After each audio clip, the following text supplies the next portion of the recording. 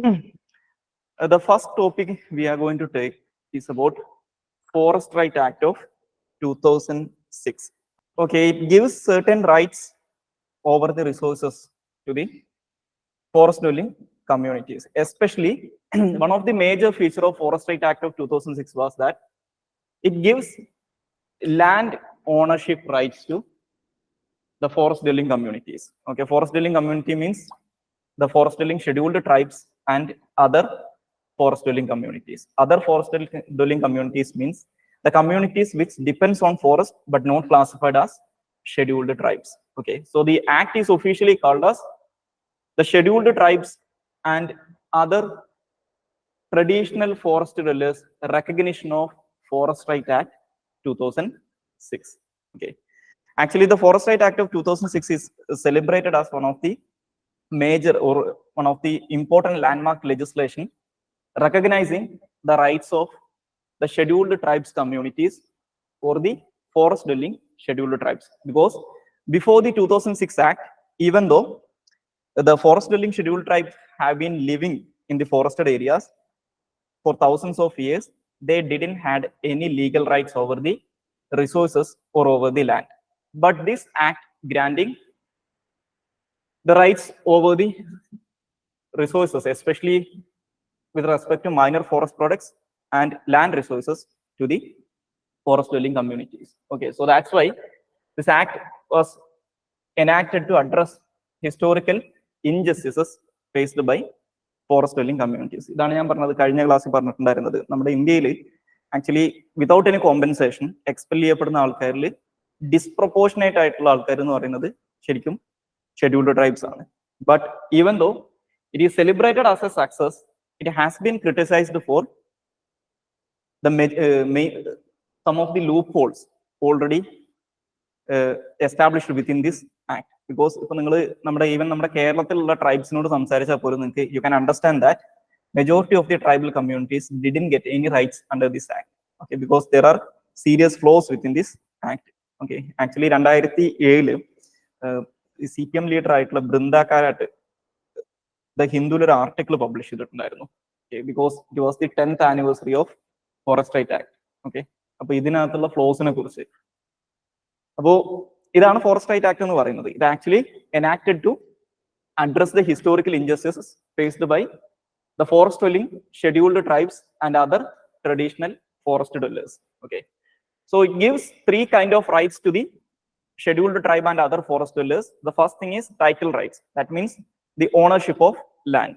Okay, so this act says that the forest dwelling community have the right to hold up to 4 hectares of land if they are cultivating that land historically. That means it actually sets a time limit. I think 2005 or 6 says that if a family cultivating a forest land before this time, then they will get title rights over the land. Okay, നമ്മൾ പട്ടയം കൊടുക്കുക എന്ന് പറയില്ലേ അത്. Okay, but the issue is that this act doesn't recognize any rights over land which is cultivated or which is acquired after this period. Okay, ഇതിന് ശേഷം acquire ചെയ്തിട്ടുള്ള ലാൻഡിന് ownership കിട്ടില്ല, ബട്ട് ഇതിന് മുമ്പാണെങ്കിൽ ഓണർഷിപ്പ് കിട്ടും. Okay, so that is the first thing. It gives title rights to scheduled tribes. The second thing is use rights. Use rights means the right to extracting minor forest produce grazing areas. Okay, so animal husbandry നടത്തുന്ന tribal communities ഉണ്ടാവും. Okay, there are tribal communities who are depending on animal husbandry. Okay, so they will get grazing rights. That means they can rear their animals in the forested areas. The third thing is relief and development rights. Okay, that means it calls for the rehabilitation in the case of illegal eviction or forced displacement from their native land. Okay, so these are the 3 major rights mentioned in the Forest Right Act, and there is also forest management rights. That is right to protect, regulate, conserve and management community resources. Okay, and this act actually calls for the or gives more powers to the Panchayati Raj institutions, especially Gram Sabhas, with respect to granting these rights for managing the resources. Okay. So these are the 4 rights mentioned under the Forest Right Act. Okay, title rights, use right, relief and development rights, forest management rights. Okay, clear? Okay, Anlo. So the next topic is UAPA, or Unlawful Activities Prevention Act of 1967. Okay. So the Unlawful Activities Prevention Act of 1967 was enacted in 1967 during the administration of Indira Gandhi, mainly to address the secessionist movements from the northeastern part of India. But later, through various amendments, the UAPA presently has transformed as the principal anti-terrorist law in India. Okay. നമ്മുടെ നിലവിൽ ടെററിസവുമായിട്ട് ബന്ധപ്പെട്ടിട്ടുള്ള deal ചെയ്യുന്ന major piece of legislation എന്ന് പറയുന്നത് ഈ പറയുന്ന UAPA ആണ്. And it is sometimes called as a draconian law. എന്താ ഡ്രാക്കോണിയൻ ലോ എന്ന് പറഞ്ഞു കഴിഞ്ഞാൽ? A draconian law means a law that gives disproportionate punishment. Okay, അതായത് എക്സ്ട്രീം ആയിട്ടുള്ള മിസ്യൂസിന് ചാൻസ് ഉള്ള നിയമങ്ങളാണ് ഡ്രാക്കോണിയൻ ലോസ് എന്ന് പറയാം. ആക്ച്വലി പേര് വരുന്നത് there was A law giver in Athens. അയാളുടെ പേരാണ് ശരിക്കും ഡ്രാക്കോൺ എന്ന് പറയുന്നത്. പുള്ളിയുടെ ഒരു നിയമസംഹിത ഉണ്ടായിരുന്നു. അത് വളരെ സിമ്പിൾ ആണ്. For majority of the crimes he prescribed death sentence. Okay, അതുകൊണ്ടാണ് ഇങ്ങനെയുള്ള നിയമങ്ങളെ ഡ്രാക്കോണിയൻ ലോസ് എന്ന് പറയുന്നത്. Okay, so the UAPA is one of the heavily criticized piece of legislations in the history of India, because there were certain other anti-terror laws in India which enacted after UAPA. Okay, have you heard about this known as TADA, Terrorism and Disruptive Activities Prevention Act? Okay, this was enacted by Rajiv Gandhi government in 1984 to deal the terrorism threat from Tamil militants and especially the Khalistan movement of Punjab. Okay, but this was because of the criticism. This was repealed in 1995, and there was another law known as POTA, or Prevention of Terrorism Act. Okay, was enacted during the administration of Vajpayee government. Okay, it was enacted immediately after the Parliament Attack 2001. Okay, but the UPA government, when they came to power in 2004, they repealed the POTA, but the issue is that they added majority of the controversial provisions of POTA to UAPA through an amendment. Okay, അപ്പോൾ അതുകൊണ്ടാണ് ഈ പോട്ടോയിൽ കാണുന്ന കുറെ സാധനങ്ങൾ നിങ്ങൾക്ക് ഇപ്പോഴും UAPA കാണാൻ പറ്റും.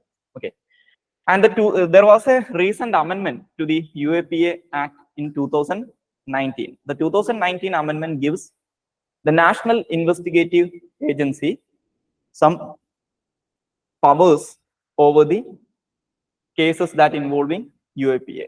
Okay, so it gives the NIA the investigative powers over UAPA cases. That means if a UAPA case is filed in a state, the NIA can take over the investigation. Okay, if they wishes.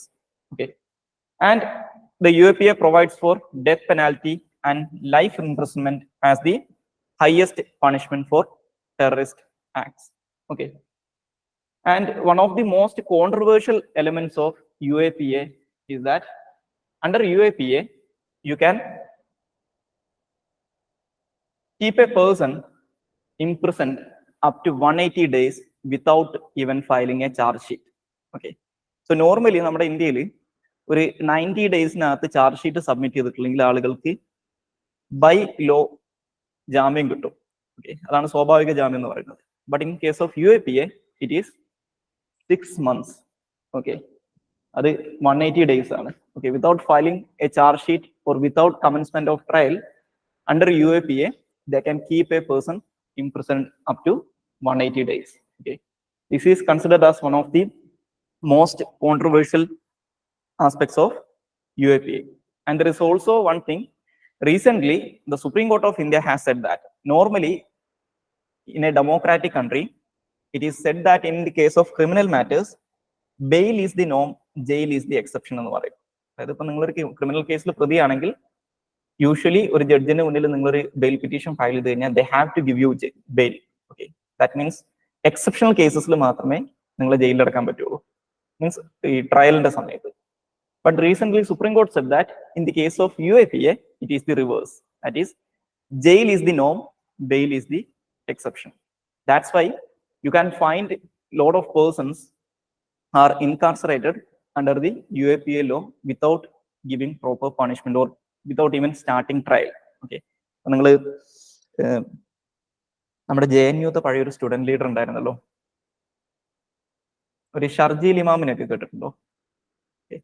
And there was A JNU സ്റ്റുഡൻസിൽ കനയ്യകുമാറിന്റെ ഒക്കെ കൂടെ ഉണ്ടായിരുന്ന JNU student leader ഉണ്ട്, പുള്ളിയുടെ പേര് Umar Farooq. Okay, he has been in jail, I think for 4 years or 5 years. Okay, his trial not even started yet. Okay, 2019 Delhi riots ആയിട്ട് ബന്ധപ്പെട്ട് അതിന്റെ larger conspiracy കേസിൽ UAPA ചാർജ് ചെയ്തതാ. അതേപോലെ തന്നെ you may have heard about Stan Swamy, കേട്ടിട്ടുണ്ടോ? Okay, he was a pastor from Maharashtra. There was a case known as Bhima Koregaon conspiracy case. Okay, ഈ urban നെക്സൽസ് എന്നുള്ള ടേം ഒക്കെ പോപ്പുലറൈസ് ചെയ്യുന്നത് അതിന് ശേഷം. Okay, so Stan Swamy was actually died in prison. Okay, when he was an under trial.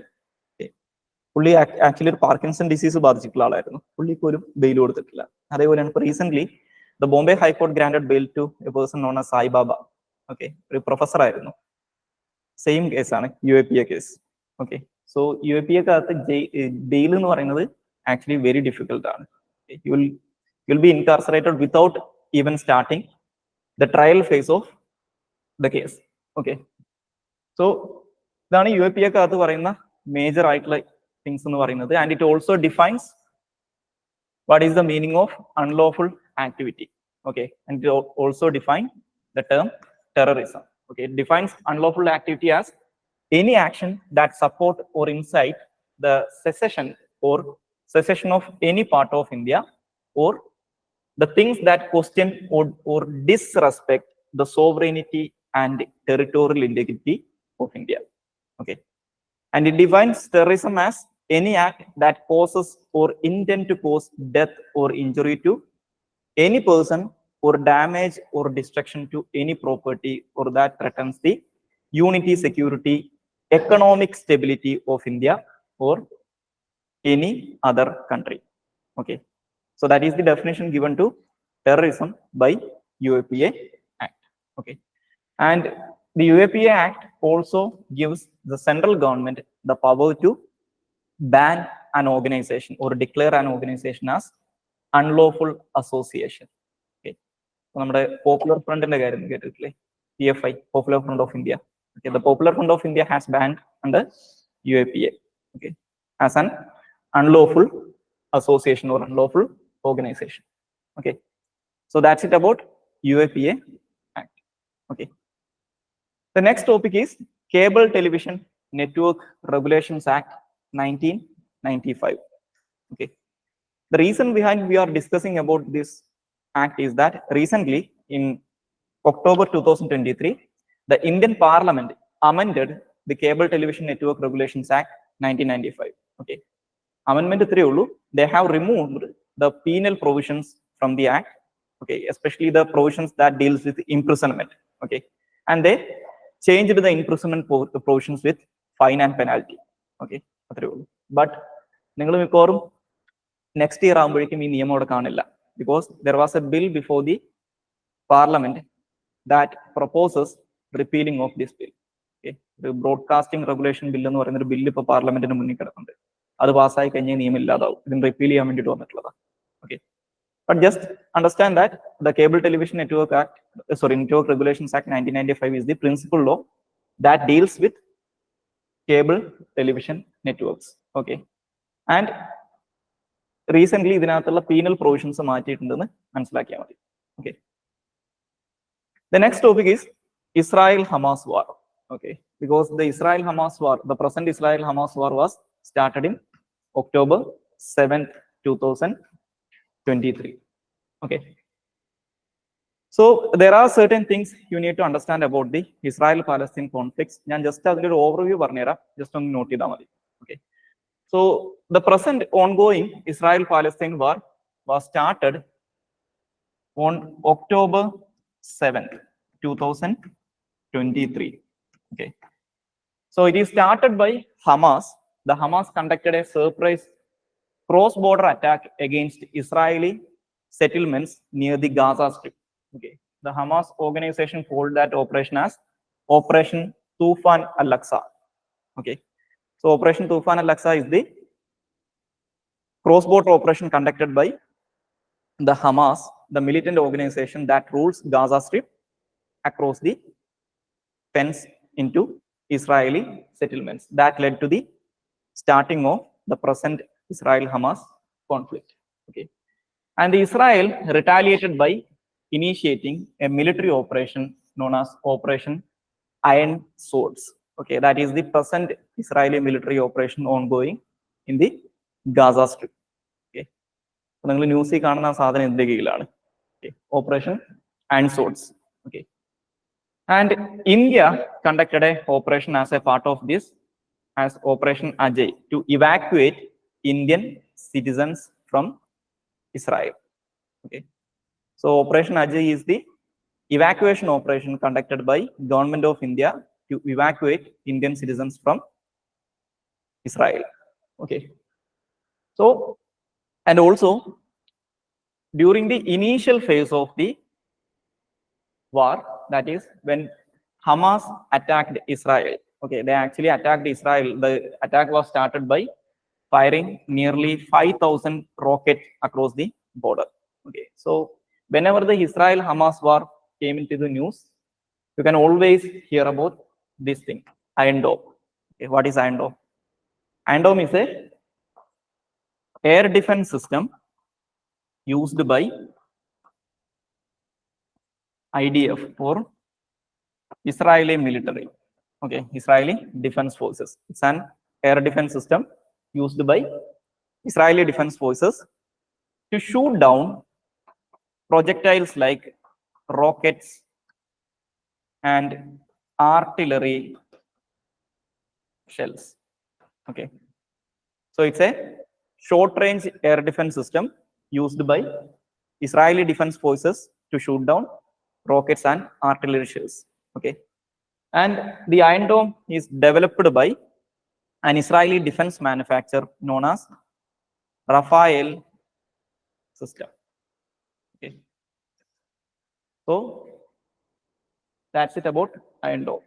Okay, it's a short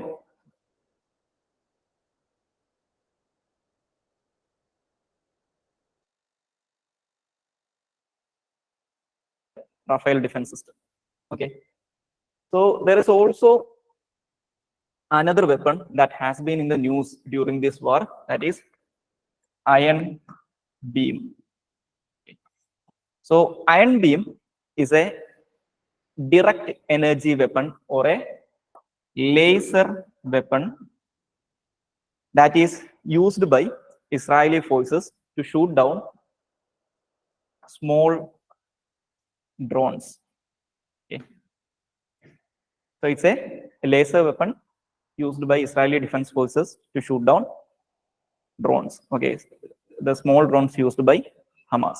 Okay, to a larger extent, it's a experimental weapon because some of the developed countries in the world has actually testing these kind of weapons very recently. Okay, ഈ category of weapons usually വിളിക്കാറുള്ളത് direct energy weapons എന്നാണ് because ഇത് ഏതെങ്കിലും projectile use ചെയ്തിട്ടല്ല work ചെയ്യുന്നത്. Laser എന്താണ്, energy ആണ്.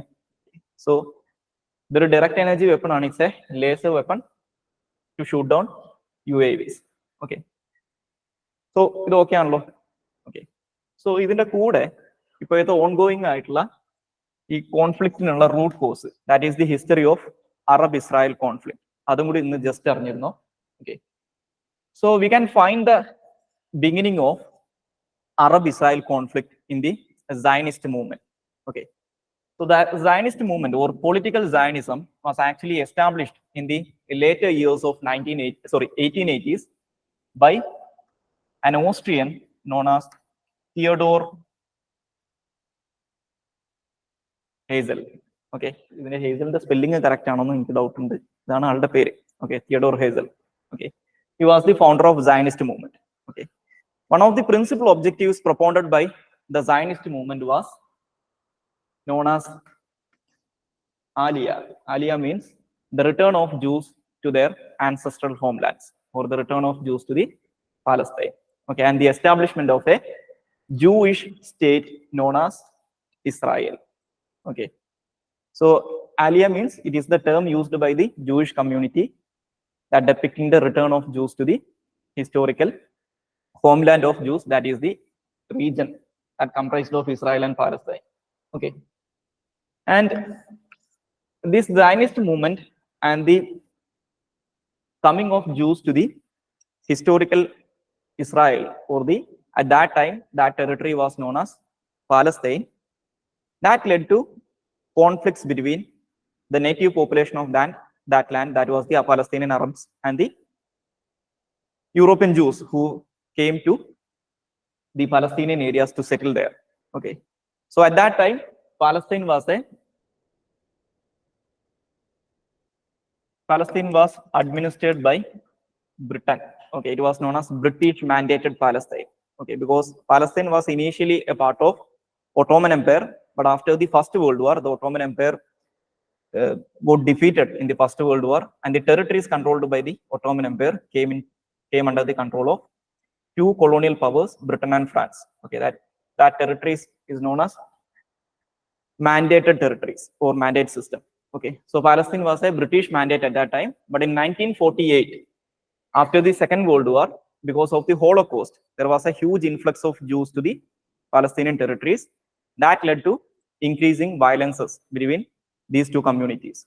Okay, and finally in 1948, the United Nations proposed a two-state solution.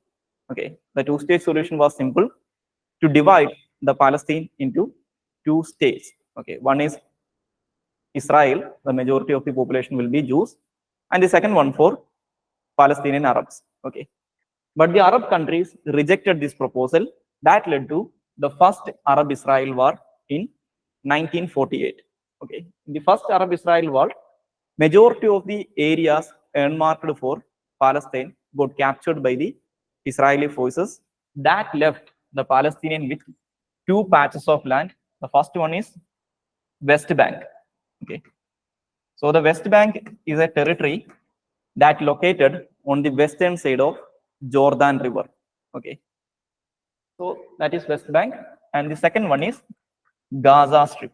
Okay, that is located near the coast of Mediterranean. Okay, and shares border with Egypt. Okay, so these two territories were the only remaining territories that was under the Palestinians by the end of 1948 war. Okay, and the 1948 war actually led to the expulsion of nearly 7 lakh Palestinians from their homes. Okay, so the Palestinians called it the Nakba, okay, or the Great Catastrophe. Okay, so the Nakba is the expulsion of Palestinians from their homes by the Israeli forces by the end of First Arab-Israel War. Okay, and again there was another Arab-Israel War in 1956 known as the Suez War. Okay, or the Suez Canal crisis. Okay, so the Suez Canal crisis was simple. The Egyptian administration at that time nationalized the ownership of Suez Canal.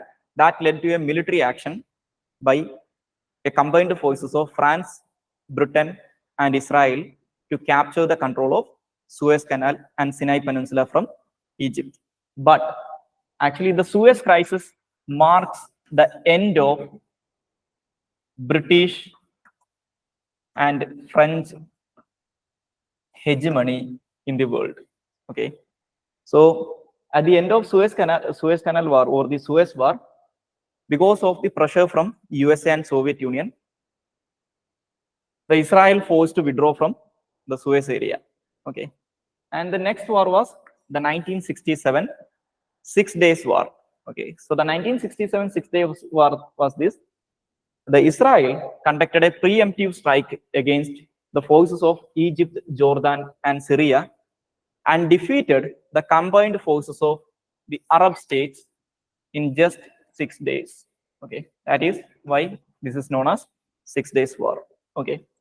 And the 6 Days War led to a resolution got passed by Arab League. Okay, that resolution popularly known as the Three No's Resolution. Okay, it was passed during the Arab League summit held at Khartoum. Okay, so the Three No's Resolution simply this. Okay, they will not recognize Israel, they will not negotiate with Israel, and they will not be at peace with Israel. Okay, that is the Three No's Resolution. So just for a prelims point of view, just understand that the Three No's Resolution is actually passed by Arab League at the end of 1967 Arab-Israel War. Actually, the 6 Days War actually led to the capture of Gaza Strip and the West Bank and the Golan Heights of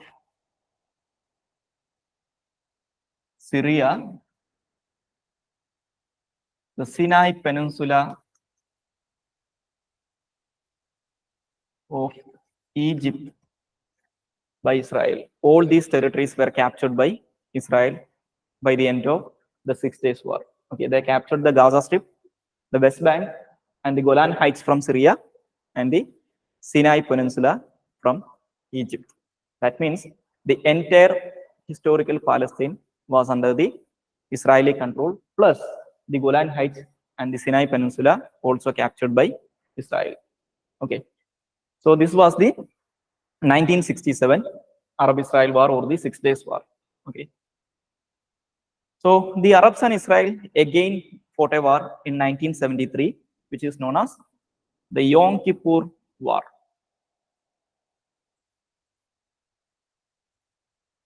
Or also known as the October War. Okay, actually the Yom Kippur is a holy day for Jewish community. So this war was started on that day. Okay, this war was started by a preemptive strike by or a surprise attack from Egypt and Syria against Israel. Okay, actually this war destroyed an image created by Israel from in 1967. That is, Israel army cannot be defeated by Arabs, because the 73 war was a very, at least in the initial phases, the 73 war saw the defeat of Israeli military at the hands of the Arab forces. But Israel survived the war mainly because of the support given by USA. Okay, so the 73 war led to the creation of some kind of balance between military balance between the Arabs and Israel. That means no party had a clear advantage or upper hand after this. Okay, so that led to the beginning of political negotiations between Arabs and Israel. So the first country to normalize their relationship with Israel was Egypt in 1978. Okay, so Egypt normalized their relationship with Israel through a agreement known as Camp David Accord. Okay, Camp David Accord. Okay, it was mediated by US government. Okay, and actually the signing of Camp David Accord led to the Nobel Peace Prize given to the leaders of Egypt and Israel at that time. Okay, I think Anwar Sadat and Minsham Begin. Okay, these were the leaders. I don't remember their name correctly. Okay, so this was the Camp David Accord. It was the normalization of relationship between Egypt and Israel. Okay, and actually as a part of this deal, Israel returned the Sinai Peninsula back to Egypt. Okay, so this was the 78 Camp David Accord. Okay, so the next major political development was in 1993. There was a peace negotiation between, or a political negotiation between PLO and Israel, mediated by USA. Okay, so PLO, or the Palestinian Liberation Organization, was an umbrella organization representing majority of the Palestinian militant organization or Palestinian political groups at that time. Okay, so the PLO is mainly dominated by a single party known as Fatah. Okay, so Fatah was established by a person known as Yasser Arafat. Okay, so Yasser Arafat was the leader of PLO too. Okay, so the initial objective of Fatah and PLO was armed resistance against Israel and recapturing the lost territories from Israel. But through the 1993 Oslo Accords, they started political negotiations, or actually they ended armed struggle against Israel. Okay, so the Oslo Accords actually called for the creation of an independent state of Palestine, because Palestine didn't have a state till now. Okay, they don't have a separate state. Okay, so the Oslo Accord was that, but the Oslo Accord at the end of the day, it was a failure. And the very next year, in 1994, another Arab country who shares border with Israel normalized their relationship. Okay, that was Jordan. Jordan was the second state from the Arab world to normalize their relationship with Israel. Okay. And in 2002, there was another proposal for political settlement for the Arab-Israel conflict that was known as the Arab Peace Initiative, led by Saudi Arabia. Okay, but this never materialized. Just understand that the Arab Peace Initiative was initiated by Saudi Arabia to settle the political differences for the conflicts between Arabs and Israel. Okay, and the final or the latest addition to this is the Abraham Accords. Okay, so the Abraham Accords was a series of agreements signed by Israel and certain Arab countries like UAE, Bahrain,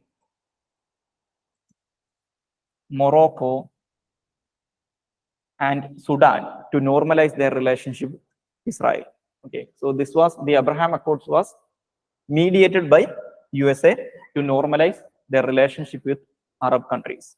Okay, so these are the this is the just a brief history of Arab-Israel conflict here. Okay, so the last thing you need to know about this is about Hamas. Okay, Hamas is the principal opposition militant organization that still fights against Israel. Okay, so Hamas is the ruling party of Gaza Strip.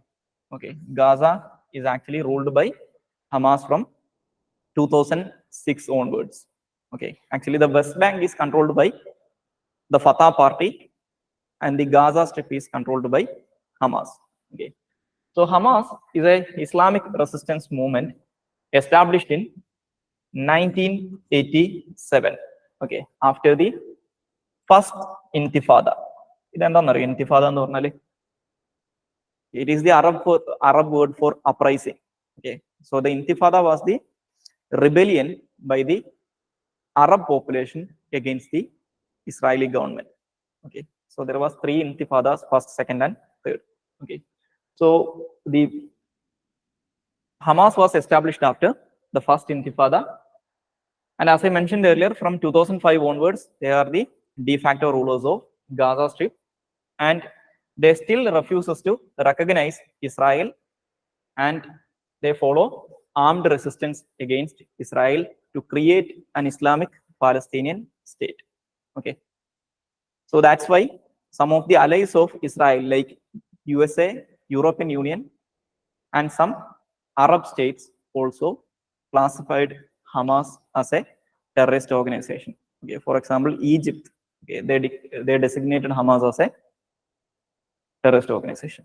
Okay, so that's it about Hamas. The clear ആണല്ലോ? ഇതൊന്ന് നോക്കി വെച്ചാൽ കാരണം കഴിഞ്ഞ 5 മാസമായിട്ട് സ്ഥിരം ന്യൂസിലുള്ള സാധനം അത്. Okay, so the next thing is UNHRC, or United Nations Human Rights Commission.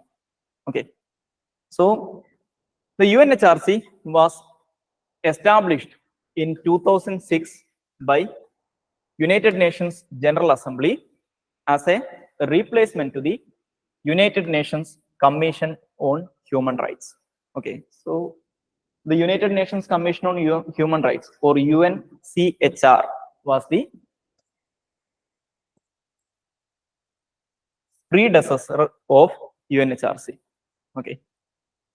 So the headquarters of UNHRC is at Geneva, Switzerland. Their secretarial services are provided by High Commission for UN High Commission for Human Rights.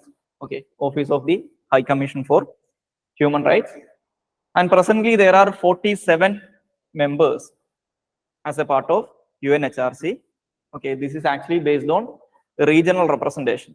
Okay, there will be certain number of members representing certain areas of the world. For example, for Africa, there are 13 members. Okay, so these regional members will be elected by the regional governments or regional countries in the UN General Assembly. Okay, so the members are elected by UN General Assembly. The membership is based on geographical distribution with seats allocated to different regions. Okay, and the term of the membership is 3 years. Okay, and they are not eligible for immediate re-election after 2 consecutive terms. Okay, so UNHRC is the principal United Nations organization dealing with human rights issues. Okay, so just established in 2006. Okay, clear on law. So the next topic is South China Sea dispute. Okay, South China Sea dispute. So first, just understand the geographical area called South China Sea. Okay, so the South China Sea is actually located between Gulf of Thailand and East China Sea and the Philippine Sea. Okay, in the south. Okay, Philippine Sea in the south. Okay, it is considered as one of the busiest trade routes in the world because majority of the trade between Asia and North America are conducted through the South China Sea, and all of the trade that is conducted between countries like Southeast Asian nations and Japan to Africa and Middle East and Europe are also conducted through the South China Sea. Okay, so just take these areas. Okay, so the South China Sea is connected with East China Sea through Taiwan Strait. Okay, so Taiwan Strait is this. Okay, so in the case of Taiwan Strait, you need to remember 2 islands. Okay,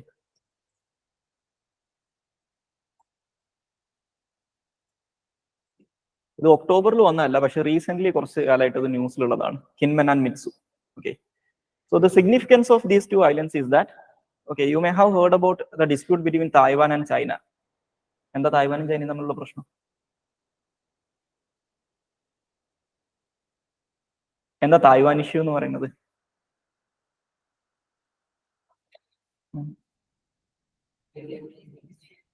Okay, so China claims that Taiwan is a part of China, but Taiwan says that they are an independent country. Okay, so you may have heard about the One China policy. Okay, the One China policy means if you need to have a normal relationship with the People's Republic of China or the Communist China, you have to recognize that Taiwan is a part of China. Okay, you need to recognize that there is only one China in the world and Taiwan is a part of China. Okay, so presently, if you look at the international context, the Taiwan as an independent country is only recognized by, I think, 27 states. Okay, not even the United Nations recognize Taiwan as a independent country. Okay, so in the case of the Taiwan crisis or the Taiwan issue, the Kinmen and Matsu Islands will always be in the news if anything happens between Taiwan and China, because these 2 islands are located very near to mainland China. Okay, they are located, I think, 10 kilometers away from mainland China and nearly 180 kilometers from the Taiwanese coast, but these 2 islands are controlled by Taiwan. Okay, so that actually gives a strategic advantage to Taiwan. Okay, recently there was a news that says that the United States has actually deployed some special forces in these 2 islands to train the Taiwanese forces there. Okay, so നമ്മൾ ഈ പറയുന്ന ഈ Russia-Ukraine കോൺഫ്ലിക്റ്റിനകത്ത് Crimean peninsula എന്ന് പറയുമല്ലോ, അതേപോലെ ഈ Taiwan China conflict വന്നു കഴിഞ്ഞാൽ അതിനകത്ത് ഏറ്റവും അധികം ഇമ്പോർട്ടന്റ് ആയിട്ട് മാറാൻ പോകുന്ന 2 ഐലൻഡ്സ് ആണ് ഈ കിൻമനും മത്സുവും. അത് ഒക്ടോബർ കറണ്ട് അഫയേഴ്സിനകത്ത് ഉണ്ടായിരുന്നില്ല, പക്ഷേ ഇതല്ലാതെ കഴിഞ്ഞ മാസമൊക്കെ ന്യൂസിലുണ്ടായിരുന്നു. ഈ പറഞ്ഞതുപോലെ ഈ തായ്വാൻ ചൈന ക്രൈസിസും day by day that is the pace of that issue is increasing. Okay, അപ്പോൾ അത് ഇനി ന്യൂസിലുണ്ടാവും ഈ സാധനം. Okay, so in the case of South China Sea, the Taiwan Strait connects South China Sea with East China Sea, and the Luzon Strait connects South China Sea with Philippine Sea, and the Malacca Strait connects South China Sea with Indian Ocean. Okay, or the Andaman Sea. Okay, Andaman Sea is a part of Bay of Bengal, and in a larger context, it is a part of Indian Ocean. Okay, so these are the major water bodies that is located near South China Sea. And the bordering countries of South China Sea, including China, Taiwan, Philippines, Malaysia, Brunei, Indonesia, Singapore, and Vietnam. Okay, China, in the case of Taiwan, as I mentioned earlier, Taiwan is not considered as an independent state, but just remember that Taiwan is actually located within South China Sea. Okay, and the next thing you need to know about South China Sea is the South China Sea dispute. Okay, so the South China Sea dispute is a maritime territorial dispute between China and the remaining states. Okay, it's a maritime dispute between China and the remaining states. Okay, actually China claims that nearly the entire South China Sea belong to China. Nearly 90% of the South China Sea is historically belong to them. Okay, to make their claim, the China uses a term known as 9-dash lane. Okay. So the 9-dash lane is an imaginary claim lane, or an imaginary lane claimed as the maritime border of China by the Chinese government in the South China Sea. Okay, ഇതാണ് 9-dash lane എന്ന് പറയുന്നത്. Okay, if you take the 9-dash lane as the official maritime border of China, then nearly 90% of the South China Sea will be belong to China. Okay, ഇതിനകത്ത് വേറൊരു comedy എന്താണെന്ന് വെച്ച് കഴിഞ്ഞാൽ the Taiwan is also claiming the same thing.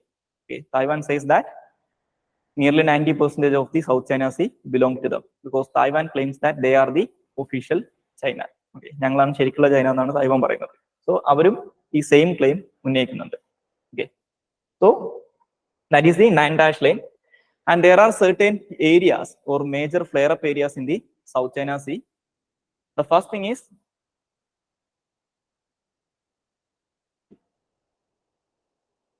the Spratly Islands.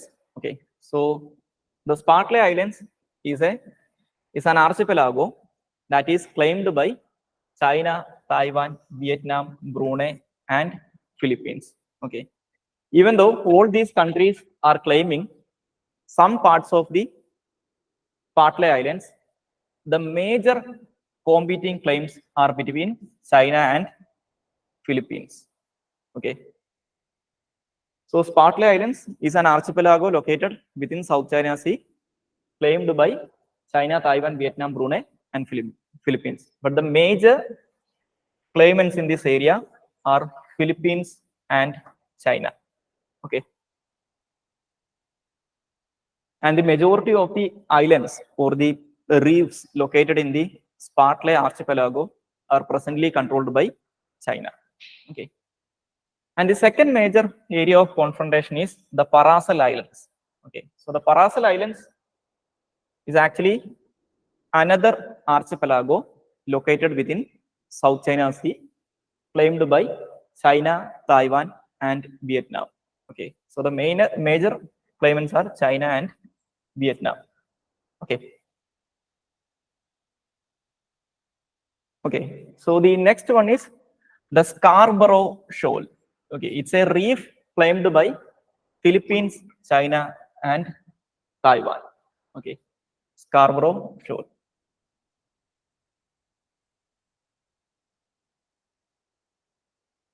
Okay, it's actually a tiny reef claimed by both China and Philippines. Okay, so these are the major territorial disputes within the South China Sea. Okay, അപ്പോൾ ഈ locations ഒക്കെ just ഒന്ന് അറിഞ്ഞിരുന്നു. Spratly islands, Paracel islands and Scarborough reef. Okay, ഇതെല്ലാം തന്നെ south China സീയിലുള്ളതാണ്. Okay, ഇതിനകത്തുള്ള ഈ സൗത്ത് ചൈന സീയുടെ ഇമ്പോർട്ടൻസ് ജസ്റ്റ് ഒന്ന് അറിഞ്ഞിരുന്നു. The first thing is strategic location. As I mentioned earlier, it is the one of the busiest trade routes in the world. Okay, and the second thing is, it is said that the South China Sea may holding one of the biggest reserves of natural gas in the world. Okay, petroleum and natural gas, especially natural gas in the world. Okay, so Vietnaminte ഒക്കെ gas production entities ഒക്കെ കൂടുതലും ഇതിനകത്തുള്ള of shore drilling sites ആണ് south China സീക്കകത്തുള്ള. നമ്മുടെ ഈ ONGCക്ക് ഒരു foreign ആം ഉണ്ട്, ONGC Videsh എന്ന് പറയുന്നത്. They have invested heavily in the petrochemical sector of Vietnam. Okay, അപ്പോൾ നമുക്കും അവിടെ ചില റിഗുകളും സാധനങ്ങളൊക്കെ ഉണ്ട്. ഇതാണ് south China sea dispute. Okay, clear ആണല്ലോ? So the next topic is RuPay domestic card scheme. Okay, so the RuPay domestic card scheme is actually we are discussing about this because recently the NPCI International Payment Limited or NIPL. Okay, NIPL is a independent company controlled by NPCL. Okay, the National Payment Corporation of India. Okay, which is known as NPCI International Payment Limited, and the UAE-based Al Ittihad Payments signed a strategic partnership agreement for implementation of the DCS in UAE. Okay, that means ഈ പറയുന്ന RuPay credit card വെച്ചിട്ടുള്ള RuPay card വെച്ചിട്ടുള്ള payment system അവിടെ establish ചെയ്യാൻ തീരുമാനിച്ചിട്ടുണ്ട്. അത്രേ ഉള്ളൂ. Okay, so as I mentioned earlier, NPAL is a wholly owned subsidiary of NPCI or National Payment Corporation of India. So the purpose of NIPL is to assist other countries establishing their own cost-efficient, secure payment system modeled on the RuPay payment system. Okay, അപ്പോൾ നമ്മുടെ ഇന്ത്യയുടെ RuPay കാർഡിനെ base ചെയ്തിട്ടുള്ള cost efficient ആയിട്ടുള്ള payment systems establish ചെയ്യാൻ മറ്റുള്ള രാജ്യങ്ങളെ help ചെയ്യുക എന്നുള്ളതാണ് ഈ NIPLന്റെ ഒബ്ജക്റ്റീവ് എന്ന് പറയുന്നത്. Okay, that means like a foreign branch of the NPCL. Okay, NPCIയുടെ ഒരു ഫോറിൻ ആം പോലെയാണ്, അല്ലെങ്കിൽ ഫോറിൻ ഓപ്പറേഷൻസ് കൺട്രോൾ ചെയ്യുന്നത് NIPL ആണെന്ന് മനസ്സിലാക്കിയാൽ മതി. Okay, okay, so this actually comes after recently നമ്മുടെ UAEയും ഇന്ത്യയും തമ്മിൽ ഒരു റുപ്പി ദിർഹം ഡീൽ സൈൻ ചെയ്തിട്ടുണ്ടായിരുന്നു to settle trade by using local currencies. Okay, അതിന്റെ ഒരു കണ്ടിന്യൂവേഷൻ ആയിട്ട് വന്നിട്ടുള്ള എഗ്രിമെന്റ് ആണ് ഇത്. Okay, so the next thing is ICC or International Criminal Court. Okay, so the International Criminal Court was established in the early years of 2000 on the basis of the Rome Statute of International Criminal Court 1998. Okay, so the Rome Statute is the founding treaty that led to the formation of International Criminal Court. Okay, but understand that even though it is called an International Court of Justice, it doesn't have any direct connection with United Nations. Okay, United Nations in the judicial body ഏതാ? That is ICJ.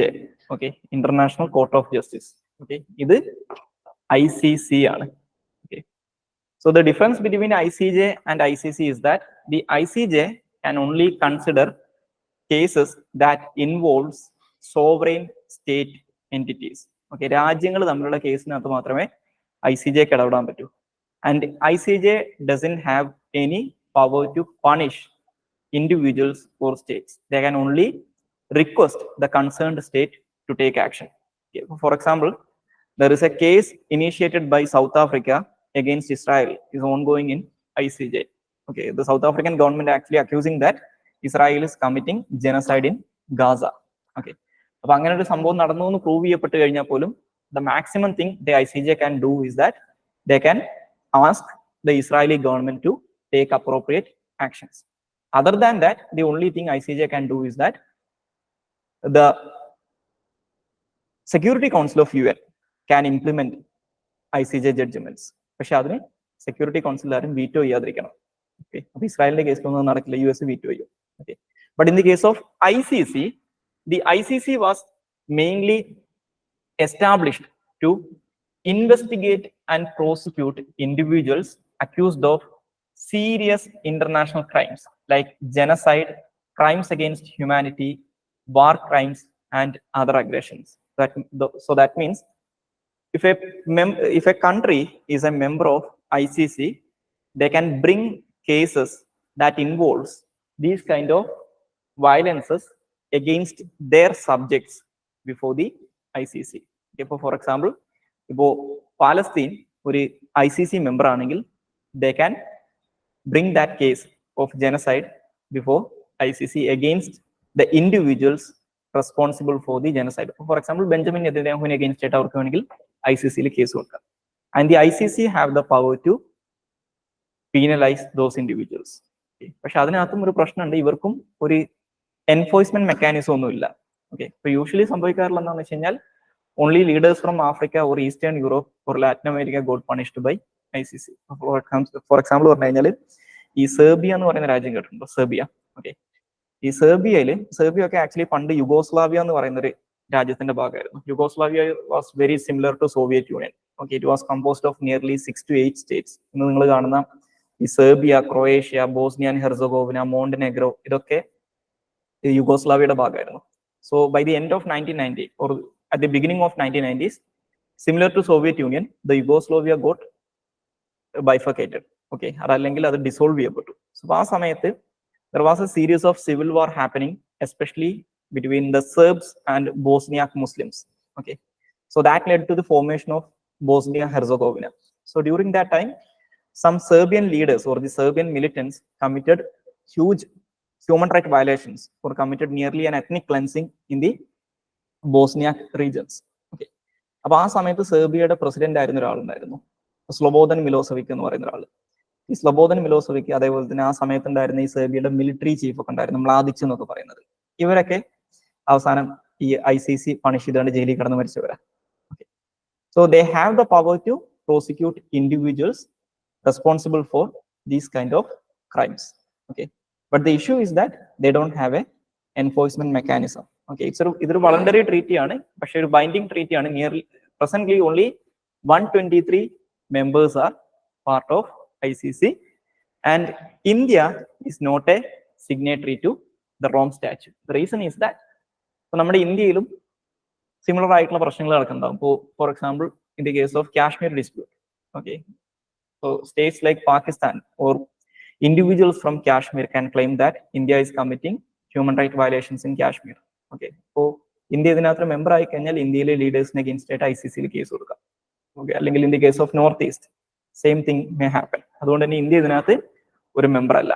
Okay, so as I mentioned earlier, presently the organization is based on the Rome Statute, and they have 18 judges elected by the Assembly of State Parties. They serve for 9-year non-renewable term. Okay, so that means the judges cannot be reappointed. Okay, and the judgment of the ICC is final and cannot be appealed and binding on the parties concerned. But as I mentioned earlier, only the states parties or the states that are eligible to appear before the court in contentious cases. Okay, only the member states can approach the court. Okay, so idana ICC. So just remember, ICJ is the UN judicial body. ICC is established on the basis of Rome Statute, and there is also another international court known as Permanent Court of Arbitration, PCA. Okay, and all these three international judicial bodies are located in the same area, Hague. Okay, Netherlands in the capital. Okay, and in the case of PCA, ഇന്ത്യക്ക് ശരിക്കും ഒരു ബന്ധമില്ലാത്തത് ICC ആയിട്ട് മാത്രമാണ്. Okay, in the case of ICJ, being a member of United Nations, India will be by default a member of ICJ. Okay, and in the case of PCA, നമ്മുടെ India involve ചെയ്യുന്ന ചില കേസുകൾ നമ്മൾ settle ചെയ്യുന്നത് PCA യിലൂടെയാണ്. For example, in the case of Indus river water treaty, The river water treaty between India and Pakistan. In the case of Indus Treaty, the PCA is the designated arbiter. അതായത് Indus ട്രീറ്റിയുമായിട്ട് ബന്ധപ്പെട്ട് India Pakistan നമ്മൾ തർക്കം വന്നു കഴിഞ്ഞാൽ ആ treaty അനുസരിച്ച് നമുക്ക് case കൊടുക്കാൻ പറ്റിയ PCA ലാണ്. Okay.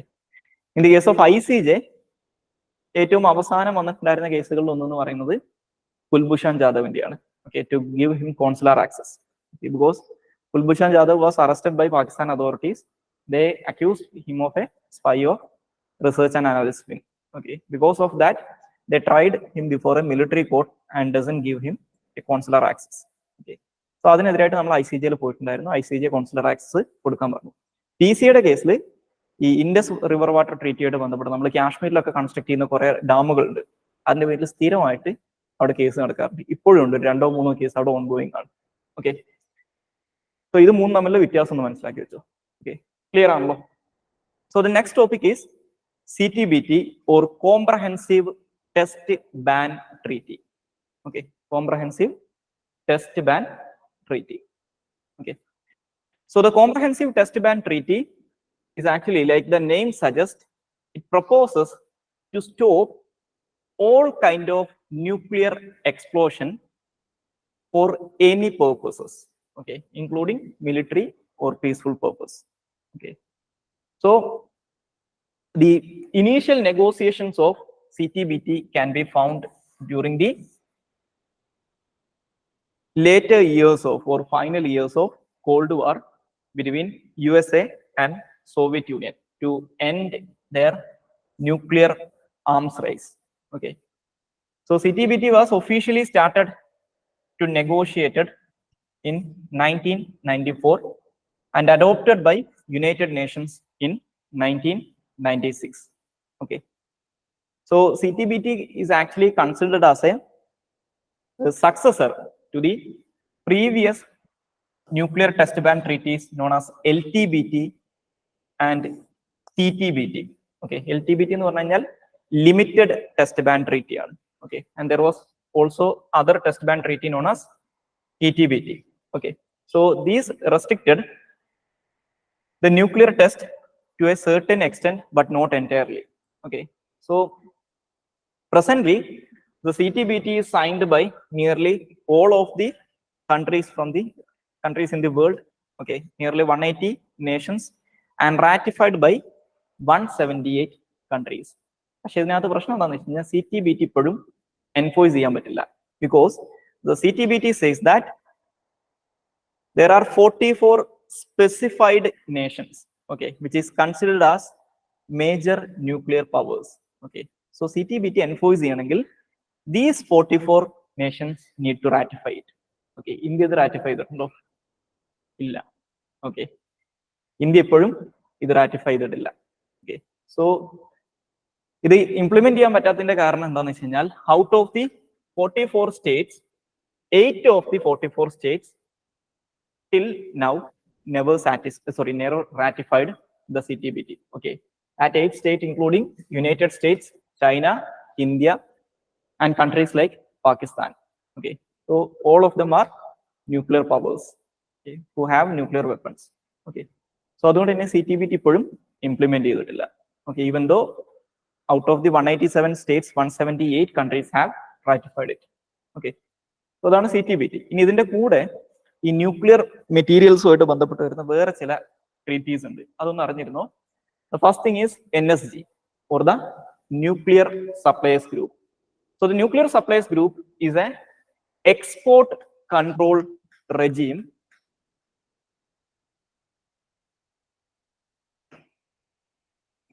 it's an export control regime or a caucus that controls the export and international trade of nuclear materials and nuclear technology.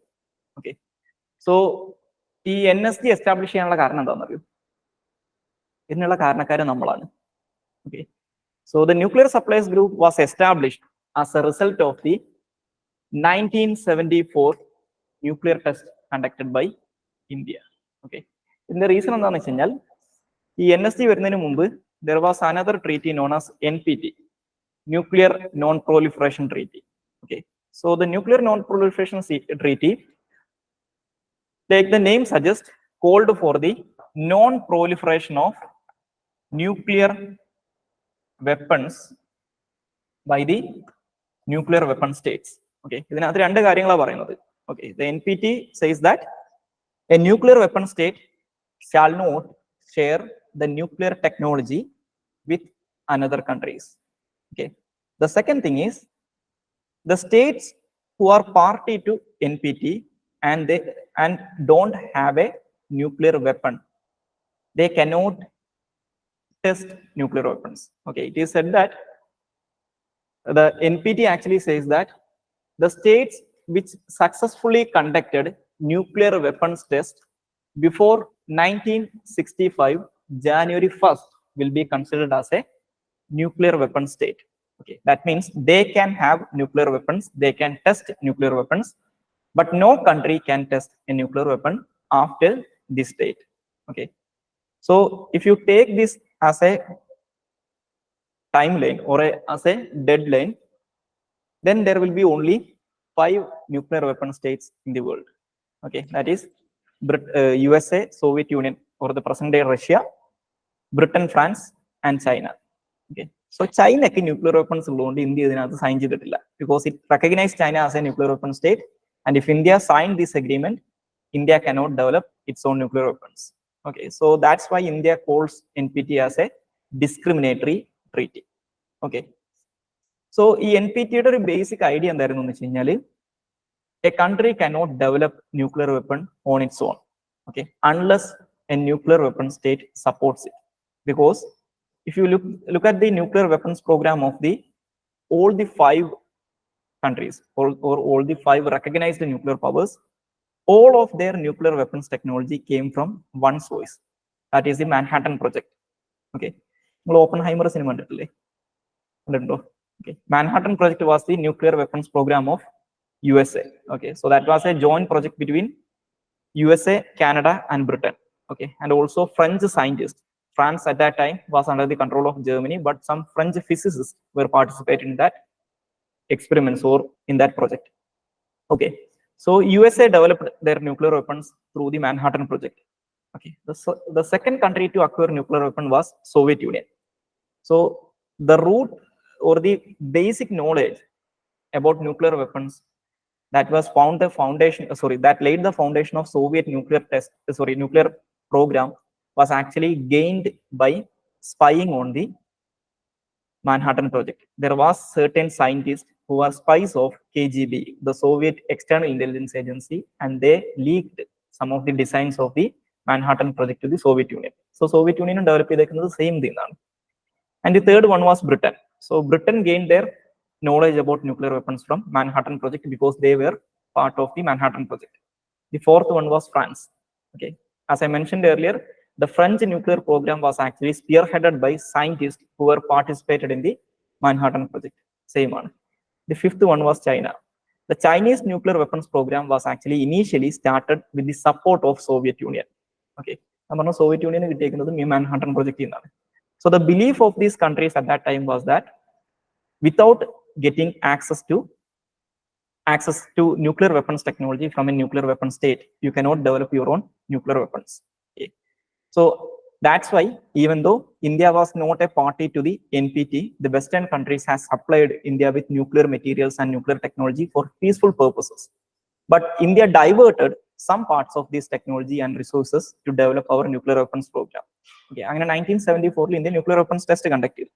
So to a certain extent, we can say that India was the first country in the world to develop a nuclear weapon on its own. Okay, external support illade develop ചെയ്ത ആദ്യത്തെ രാജ്യം നമ്മളായിരുന്നു.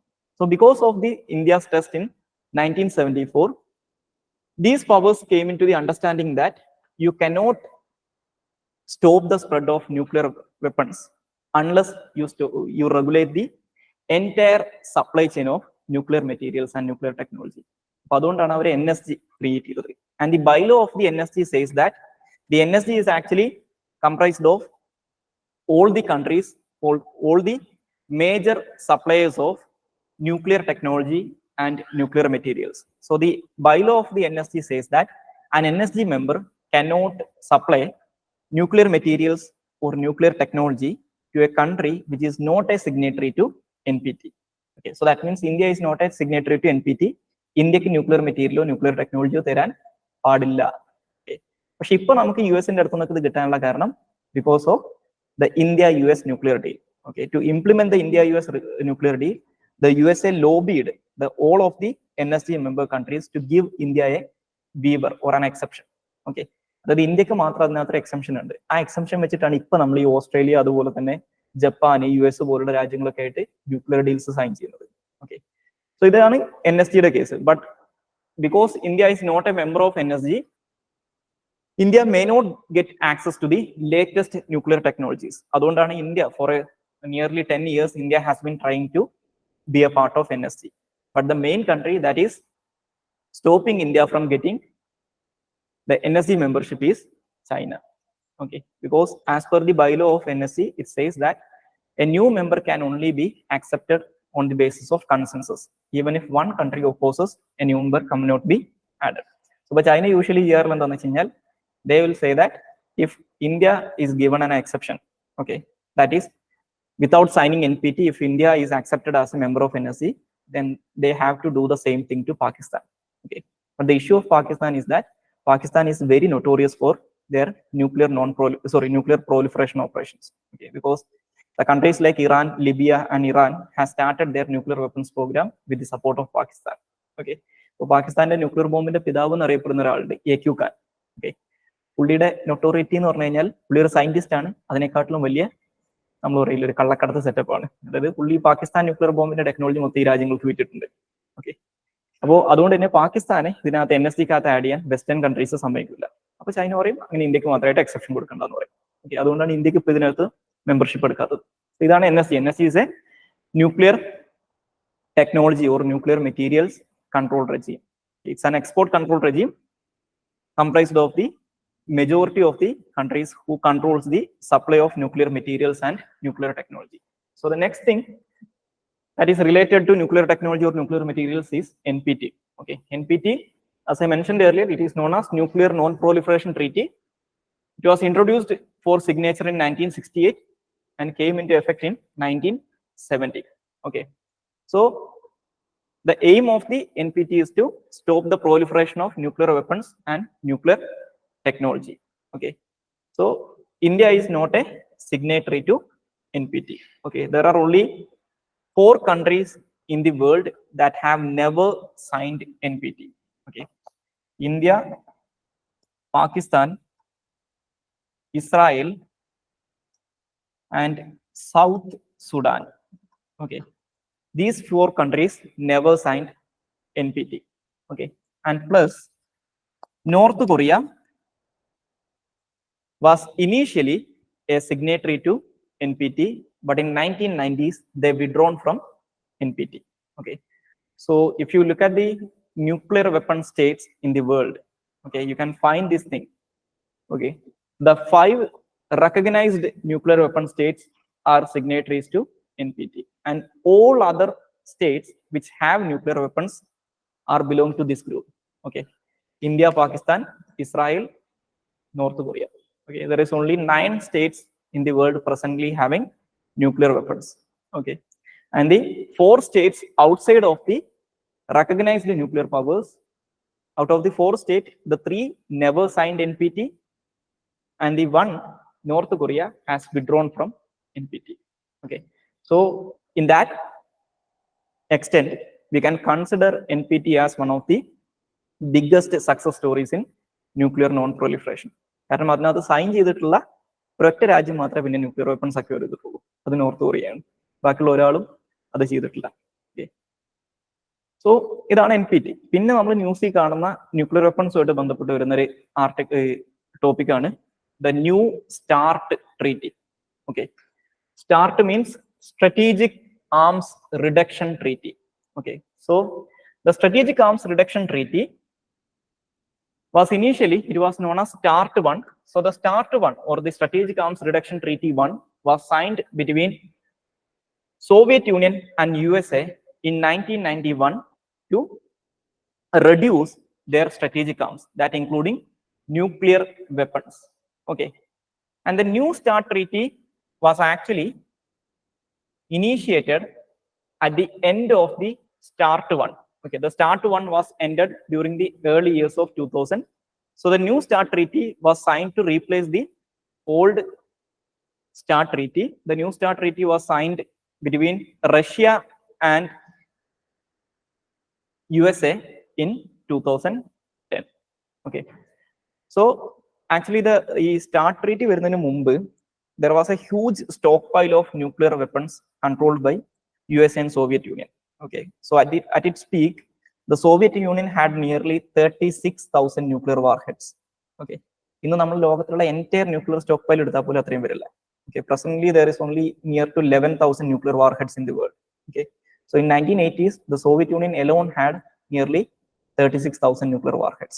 So the START 1 treaty led to the reduction of these nuclear warheads. Okay, and the reduction of delivery vehicles like strategic missiles and strategic bombers capable of delivering nuclear weapons. Okay, അപ്പോൾ ഇവരെങ്ങനെ ചെയ്യാന്ന് വെച്ച് കഴിഞ്ഞാൽ there is a interesting verifying mechanism as a part of the START treaty. Okay, so as per the START treaty, both the Russia at that time the Soviet Union and USA has to destroy a certain portion of their long range weapons, that is called strategic weapons, or ICBMs ഒക്കെ പോലുള്ള സാധനങ്ങൾ. അപ്പോൾ ഇവരെന്താ ചെയ്യാന്ന് വെച്ച് കഴിഞ്ഞാൽ ഈ വിമാനങ്ങളൊക്കെ വെട്ടിമുറിച്ച് നശിപ്പിക്കും. Okay, they will destroy an aircraft by cutting it down. എന്നിട്ട് ഇവരെന്ത് ചെയ്യും, ഇത് ഓപ്പൺ ഫീൽഡുകളുടെ ഡെസിഗ്നേറ്റഡ് ഓപ്പൺ ഫീൽഡുകൾ ഉണ്ടാവും, അവിടെ കൊണ്ടിടും. സോ ഇപ്പോൾ റഷ്യക്ക്, ഇപ്പോൾ US ഇത് ചെയ്യുകയാണെങ്കിൽ റഷ്യക്ക് അവരുടെ സാറ്റലൈറ്റ് വഴി ഇത് വെരിഫൈ ചെയ്യാം. ഓക്കെ, ഇതിന്റെ നമ്പർ എടുക്കാം. The same thing can done by USA. Okay, so അങ്ങനെയുള്ള ഡെസിഗ്നേറ്റഡ് സൈറ്റ്സ് ഉണ്ട് ഇതിന്. സോ ഈ സ്റ്റാർട്ട് ട്രീറ്റിയിലും അത് തന്നെയാണ് പറയുന്നത്. The new start treaty also calls for the reduction of strategic weapons both by USA and Russia.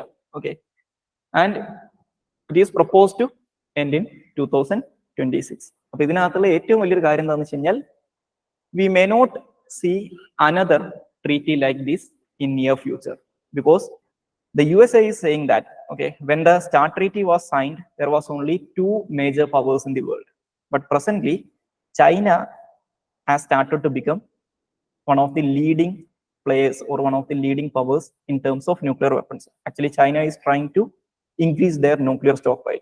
Okay, so the USA is saying that we cannot have a treaty or an arms reduction treaty without bringing China on board. പക്ഷെ China അതിന് തയ്യാറാവില്ല. Okay, because of that ഈ new start treaty ഒക്കെ ഇപ്പോൾ ഇതിന്റെ implementation ഒക്കെ ഏകദേശം അവസാനിച്ച അവസ്ഥയിലാണ്. ഓക്കെ, സോ ഇതാണ് ന്യൂക്ലിയർ ടെക്നോളജിയായിട്ട് ബന്ധപ്പെട്ടിട്ടുള്ള കുറച്ച് സാധനങ്ങൾ. ഓക്കെ, ഈ പറയുന്ന CTBT, NSG, NPT and new start treaty. Okay, clear ആണല്ലോ?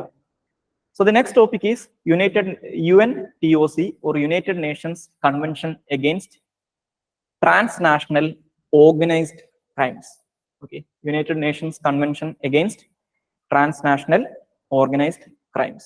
Okay, so the UNTOC was adopted by UN General Assembly in 2000 and entered into force in 2003.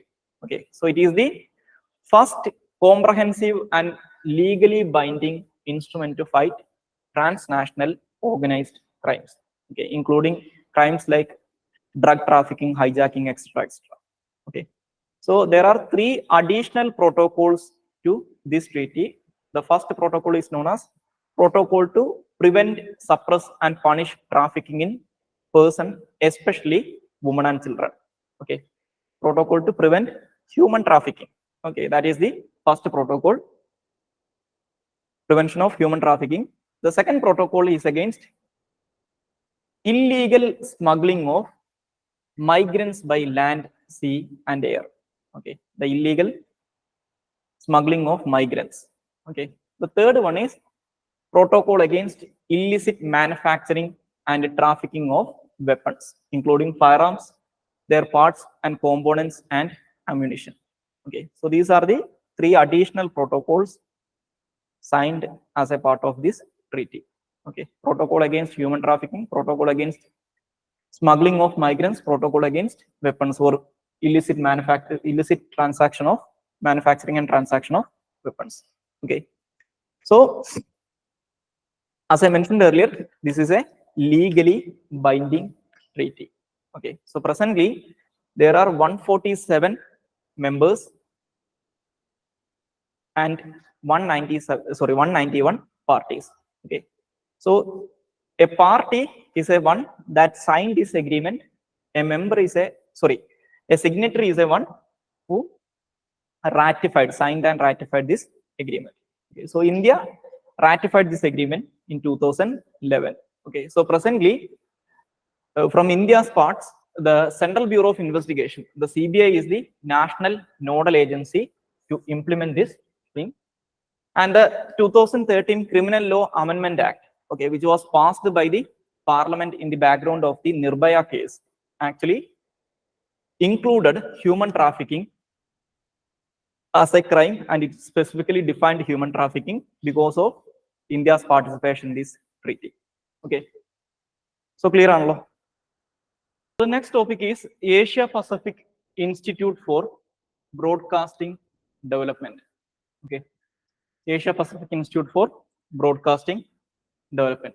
Okay, so the reason behind we are discussing about this is that recently, in October 2023, India was re-elected as a president of this AIBD for the third successive time.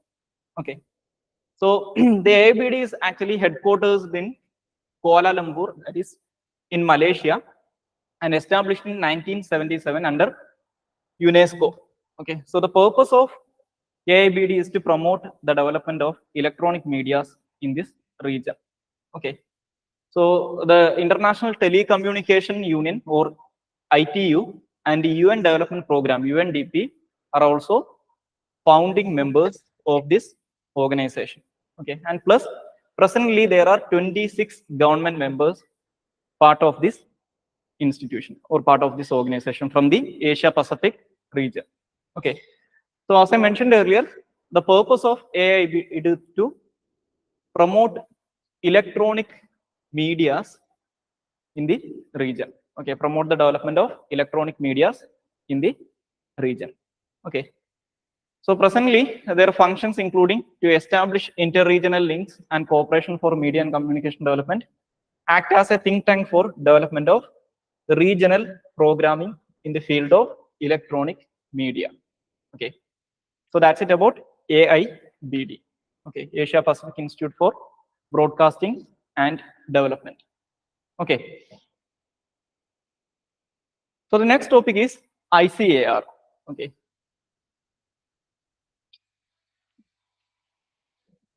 okay, so ICAR was established in 1929 and registered as a society under the 1860 Societies Registration Act.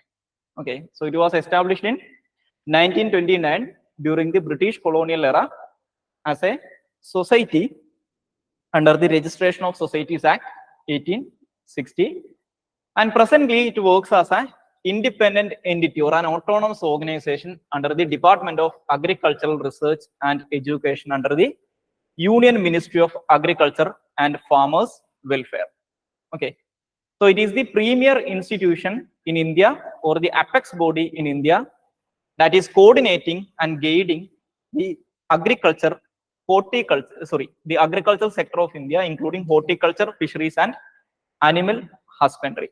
Okay, so it is the premier or the apex body coordinating and guiding, managing research and education in the field of agricultural sector. That means including agriculture or horticulture, fisheries, and animal husbandry. Okay, so the headquarters of ICAR is located at New Delhi, and there are nearly 102 ICAR institutes and 71 agricultural universities under ICAR across India. So presently it is considered as one of the largest national agricultural systems in the world. Okay, so either society aitana register cheyidekunnu note cheyidu vechu. Okay, even though it falls under the administrative control of Government of India, it was established as a society. ഇപ്പൊ നമ്മുടെ BCCI ഒക്കെ എങ്ങനെയാണ്, BCCI actually ഒരു society ആയിട്ടാണ് register ചെയ്തേക്കുന്നത്. Okay, so similar to that, even though it works under the Government of India, it was registered as a society. Okay, so the next topic is National Turmeric Board. Okay, so the National Turmeric Board was established in 2024 October. Actually it established just before the election of Telangana Legislative Assembly. So Telangana Assembly election മുമ്പാണ് ഇത് establish ചെയ്തിട്ടുണ്ടായിരുന്നത്. So as I mentioned earlier, it was established in 2024 October. The main objective of behind the establishment of National Turmeric Board is to, the first thing is promote export of turmeric and promote the knowledge about the medicinal values of turmeric. നമ്മൾ ഈ ടേമറിക്കിന് ചില medicinal values ഉണ്ടെന്ന് പറയില്ലേ, അത് promote ചെയ്യുക എന്നുള്ളതാണ്. And also provide training and capacity building to turmeric farmers. Okay, the objectives are these two and the functions including all the three. Okay, promote export of turmeric, promote the medicinal values of turmeric, and to support farmers of turmeric with capacity building and skill development. Okay, so the significance behind establishment of turmeric board is that India is presently the largest producer, largest consumer, and the largest exporter of turmeric. Okay, ഇത് മൂന്ന് ഇന്ത്യയാണ്. Largest പ്രൊഡ്യൂസറും largest എക്സ്പോർട്ടറും largest കൺസ്യൂമറും ഇന്ത്യയാണ്. അപ്പോൾ അതുകൊണ്ടാണ് ഇത് establish ചെയ്തെന്നാണ് പറയപ്പെടുന്നത്. Okay, so that is National Turmeric Board. So the composition of the board including a chairperson appointed by the Government of India, and all of the members are ad hoc members. Majority of the members are ad hoc members. Okay, there will be members from Ministry of Ayush, Department of Pharmaceuticals, Ministry of Agriculture and Farmers Welfare, Ministry of Commerce and Industry, and senior representatives from state governments on a rotational basis. Okay, from 3 state governments on a rotational basis. Okay, so the representatives from the states may change from time to time. Okay, for example, ഇപ്പോൾ കേരള, തമിഴ്നാട്, കർണാടക ആണെങ്കിൽ അടുത്ത വർഷം വേറെ 3 സ്റ്റേറ്റിനെ represent ചെയ്യുന്നവരായിരിക്കും. Okay, rotational ബേസിസിൽ 3 സ്റ്റേറ്റുകളെ represent ചെയ്യുന്ന ആൾക്കാരുണ്ടാവും. So ഇതാണ് ഇതിലെ membership എന്ന് പറയുന്നത്. ഓക്കെ, സോ ഇത് ക്ലിയർ ആണല്ലോ. So the next topic is Periodic Labor Forces Survey 2022-23. Okay, ഈ 2022-23 സർവേ ആക്ച്വലി നിങ്ങൾക്ക് ഒരു പ്രിലിംസിന്റെ കേസിൽ ഇമ്പോർട്ടന്റ് അല്ല, ജസ്റ്റ് ഒരു പ്രിലിംസ് പോയിന്റ് ഓഫ് വ്യൂ ഇത് എന്താണെന്ന് അറിഞ്ഞിരുന്നാൽ മതി. Periodic Labor Forces Survey. Okay, so the Periodic Labor Forces Survey is conducted by NSO under the Ministry of Statistics and Program Implementation, and it measures the employment and unemployment situation across India. Okay, it measures the employment and unemployment situation in India, and the survey was first initiated in 2017 by NSO. Okay, so under the Periodic Labor Forces Survey, they calculate the labor forces participation rate. Okay, the labor forces participation rate means the percentage of person in labor force in the population. Okay, what is the percentage of person in labor forces in terms of population? Second thing, workers population ratio, that is the percentage of employed person in the population, workers population ratio. And the third one is unemployment rate. Okay, percentage of persons unemployed among the persons in the labor force. Okay, these are the 3 major figures measured by the Periodic Labor Forces Survey. Okay, labor forces participation rate, workers population rate, and unemployment rate. Okay, so this Periodic Labor Forces Survey was initially started in 2017 April. Okay, and conducted by NSO under Ministry of Statistics and Program Implementation. Okay, clear? So the next topic is prompt corrective action of RBI or PCA. Okay, and the prompt corrective action എന്ന് പറഞ്ഞാൽ, okay, so prompt corrective action is actually a corrective measure or a regulative measure taken by the RBI, and it is used against financial institutions which have a weak financial status. Okay, or that means the financial institutions that are struggling. Okay, so initially The prompt corrective action was brought to improve the situation or the conditions of commercial banks. But later, non-banking financial companies were also brought under PCA. And in 2024 October, the RBI said that the NBFCs controlled by government will also be subject to prompt corrective action. So if a bank or a financial institution is brought under PCA because of their financial situations, then the RBI will put some restrictions on the business activities of that financial institution. Okay. So the prompt corrective action was actually started in 2002, and it was mainly in the news during the 2016-17 period, because there were so many banks were facing the issue of non-performing assets. Okay, NPA. അപ്പോൾ ആ സമയത്ത് ഇത് വളരെ widespread ആയിട്ട് government use ചെയ്യുന്നുണ്ടായിരുന്നു. Okay. So as I mentioned earlier, the objective of PCA is to maintain market discipline of the financial institutions, to implement remedial measures to ensure financial health, and the third one, to curb the high risk lending of financial institutions. Okay, to curb the high risk lending. So that means the lending activities of that financial institution that brought under PCA will be strictly controlled by RBI. Okay, അതായത് അവർക്ക് credit issue ചെയ്യുന്നതിന് limitations ഉണ്ടാവും. Okay, so ഇത് 2002-ലാണ് ഈ RBI prompt corrective actions start ചെയ്യുന്നത്. And in 2018, there were nearly 12 commercial banks brought under the prompt corrective actions. Okay, and out of the 12 banks, 11 of them were public sector banks. So Punjab National Bank ഒക്കെ ഇടക്കാലത്ത് അവരുടെ ചില subsidiaries ഒക്കെ കീഴിൽ വന്നിട്ടുണ്ടായിരുന്നു. Okay, but from March 2019 onwards, there is only 6 banks under prompt corrective action. Okay, and in the case of NBFC, the prompt corrective actions were extended to NBFCs from 2022 March onwards. Okay, but initially it was only applicable to private NBFCs. But in 2023 October, government-owned NBFCs were also, RBI said that the government-owned NBFCs will also be subject to prompt corrective actions. Okay. But the issue with NBFC is that ഈ NBFCസിന്റെ കേസിലുള്ള prompt corrective ആക്ഷൻസിന് ഒരു dead line ഉണ്ട്. Okay, ഇത്ര വർഷത്തേക്ക് മാത്രമേ അത് ഉണ്ടാവുള്ളൂ എന്നാണ് പറഞ്ഞിട്ടുള്ളത്. ഒരു 3 വർഷം കഴിഞ്ഞ് കഴിഞ്ഞാൽ ഇത് റിവ്യൂ ചെയ്യണമെന്നുണ്ട്. So that means in the next year 2025 the RBI will review whether to continue or discontinue the prompt corrective action for NBFCs.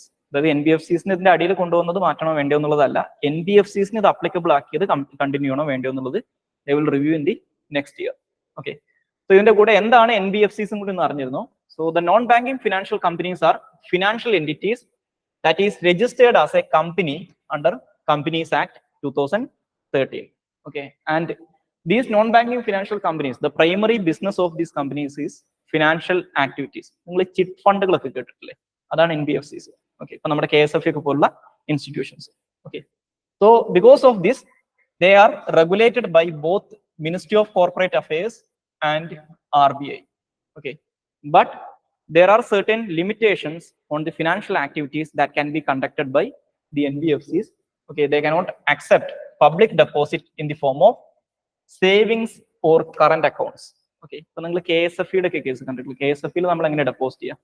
നമ്മൾ ചിട്ടി ചേരും. ചിട്ടി എന്ന് പറഞ്ഞു കഴിഞ്ഞാൽ എന്താ? റെഗുലർ ഇന്റർവെൽസിൽ ഒരു ഫിക്സ്ഡ് എമൗണ്ട് കൊടുക്കുക. അത് സേവിങ്സ് അക്കൗണ്ടോ കറണ്ട് അക്കൗണ്ടോ അല്ല. Okay, but they can receive deposit through various schemes. Okay, example, ഈ ചിറ്റ്സ് ഒരു സ്കീമാണ്. കാരണം എന്താണ്? ഒരു പെർട്ടിക്കുലർ ഫിക്സ്ഡ് എമൗണ്ട് ഉണ്ടാവും, അത് റെഗുലർ ഇന്റർവെൽസിൽ പേയ്മെന്റ്സ് ആയിട്ട് നിങ്ങൾ കൊടുക്കുന്നു. Okay, either in one lump sum or through regular contributions. Okay, ഇതാണ് NBFCs എന്ന് പറയുന്നത്. And they can also cannot issue checks or draft to the customers. Okay, അതാണ് NBFCs എന്ന് പറയുന്നത്. So clear ആണല്ലോ? Okay, so the next topic is card on file tokenization. Okay, so card on file tokenization is a new technology or a new measure to improve the security of banking consumers with regard to card transactions. Okay, നമ്മുടെയൊക്കെ card transactions നടക്കുന്ന സമയത്ത് you can find a card number, okay, inscribed on the debit or credit cards. Okay, അപ്പോൾ ഈ number വെച്ചിട്ട് നമ്മുടെ കുറെ details reveal ചെയ്യാൻ പറ്റും. ഇപ്പോൾ ഈ കാർഡ് നമ്പർ, CVV ഒക്കെ. ഓക്കെ, സോ അപ്പോൾ അതിനകത്തൊരു സെക്യൂരിറ്റി റിസ്ക് ഉണ്ട്. So card tokenisation means you can tokenize your card while you are conducting a transaction by using your card. The tokenization means the tokenization will change the card number to a unique number. അതായത് വേറൊരു alternative transaction number പോലെ ഇത് മാറ്റും. Okay, അപ്പൊ അതുകൊണ്ട് തന്നെ നമ്മുടെ card number use ചെയ്യാതെ തന്നെ ഈ ടോക്കൺ നമ്പർ വെച്ചിട്ട് നിങ്ങൾക്ക് ഫിനാൻഷ്യൽ ട്രാൻസാക്ഷൻസ് നടത്താൻ പറ്റും. That means you don't need to reveal your card details to conduct a financial transaction.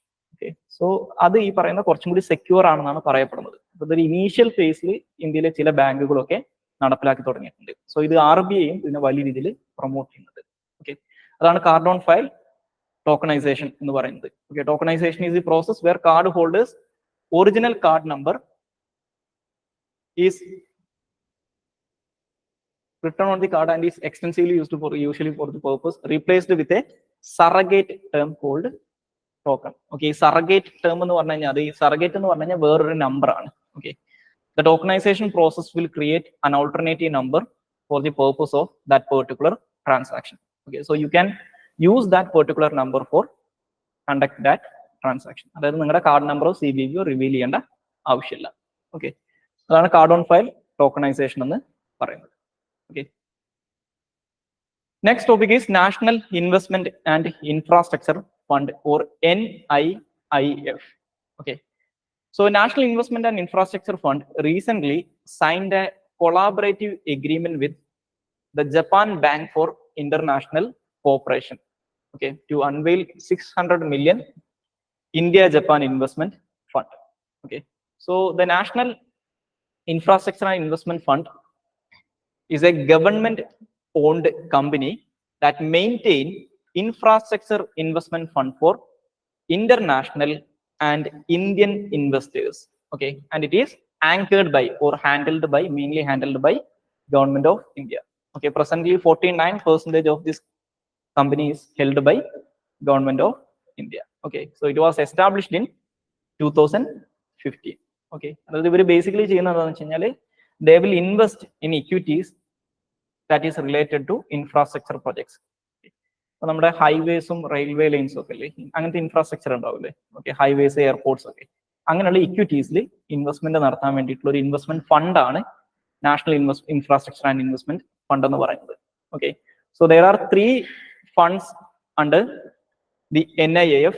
Okay, the first one is a master fund, and the second one is fund of funds, and the third one is strategic opportunities fund. Okay, master fund എന്ന് പറഞ്ഞു കഴിഞ്ഞാൽ അതിനകത്തുനിന്ന് എടുത്തിട്ടാണ് ഇവർ ഈ പറയുന്ന എയർപോർട്ടുകൾ, highways ഇതിലൊക്കെ invest ചെയ്യുന്നത്. ഓക്കെ, ഫണ്ട് ഓഫ് ഫണ്ട്സ് എന്ന് പറഞ്ഞു കഴിഞ്ഞാൽ മറ്റുള്ള ഇൻഫ്രാസ്ട്രക്ചർ റിലേറ്റഡ് ആയിട്ടുള്ള ഇക്വിറ്റീസിൽ ഇൻവെസ്റ്റ് ചെയ്യുന്നതാണ്. ഇതെന്ന് പറഞ്ഞു കഴിഞ്ഞാൽ സ്ട്രാറ്റജിക് ഓപ്പർച്യൂണിറ്റീസ് ഫണ്ട് എന്ന് പറഞ്ഞു കഴിഞ്ഞാൽ ഇൻഫ്രാസ്ട്രക്ചർ സെക്ടറിലുള്ള പുതിയ ടെക്നോളജീസും കാര്യങ്ങളൊക്കെ വരില്ലേ, അതിനകത്തൊക്കെ ഇൻവെസ്റ്റ് ചെയ്യുന്നതാണ് സ്ട്രാറ്റജിക് ഓപ്പർച്യൂണിറ്റീസ് ഫണ്ട് എന്ന് പറയുന്നത്. Okay, so as I mentioned earlier, the aim is to invest largely in equity and equity linked instruments that is related to infrastructure projects. Okay, so ഇതാണ് national infrastructure investment fund എന്ന് പറയുന്നത്. അതായത് ഇവർ actually ഞാൻ നേരത്തെ പറഞ്ഞതുപോലെ infrastructure പ്രോജക്റ്റുകളിൽ direct ആയിട്ട് ഇൻവെസ്റ്റ് ചെയ്യല്ല ചെയ്യുക. They will invest in equities that is related to infrastructure projects. Okay, so ഒരു തരത്തിൽ പറഞ്ഞു കഴിഞ്ഞാൽ ഇപ്പോൾ നമ്മൾ ഈ വെൽത്ത് ഫണ്ട് എന്നൊക്കെ പറയില്ലേ.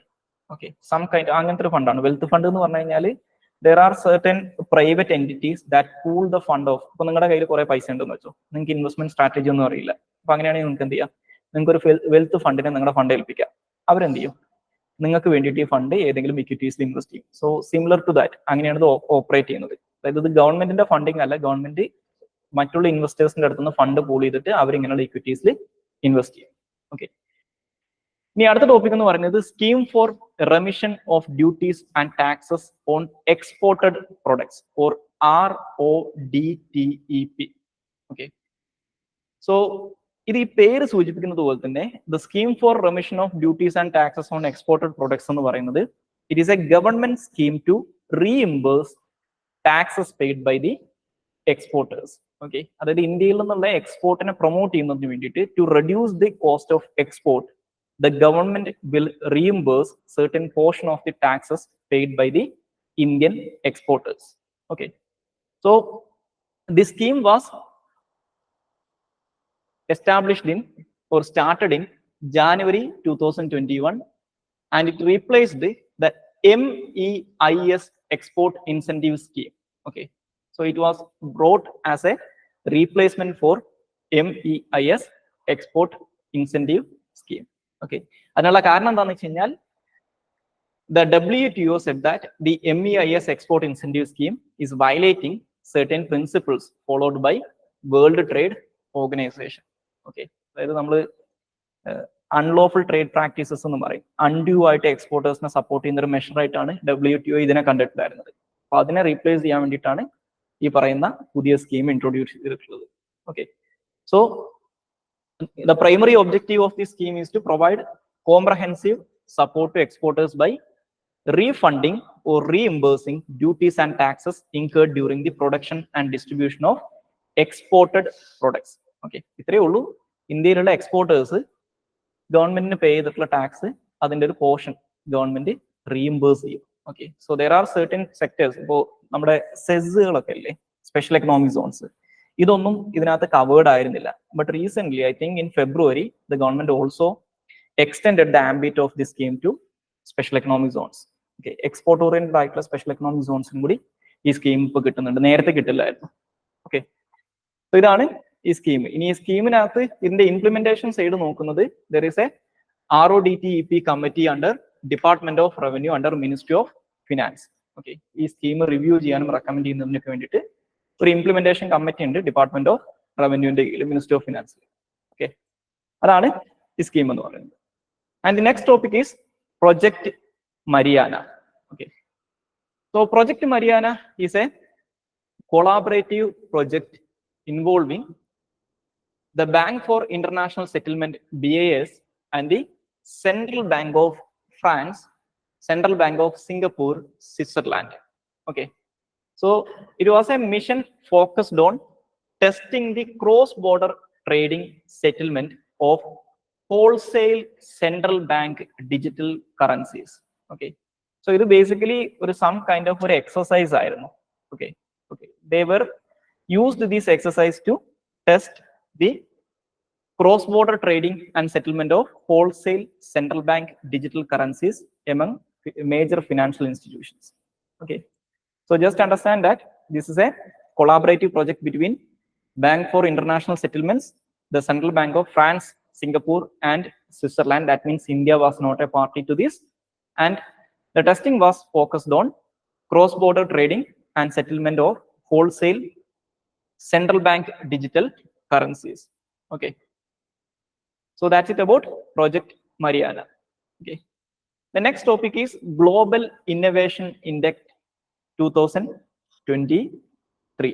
Okay, so the Global Innovation Index is an annual report that measures how an economy is doing in terms of innovation.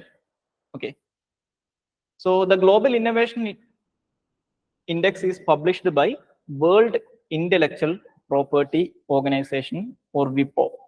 Okay, it's an annual publication by World Intellectual Property Organization measuring the innovation of economies. Okay, so the UNESCO officially accepted the Global Innovation Index as a reliable source for measuring how innovation connects to SDGs, or Sustainable Development Goals. Okay, so that is about the index.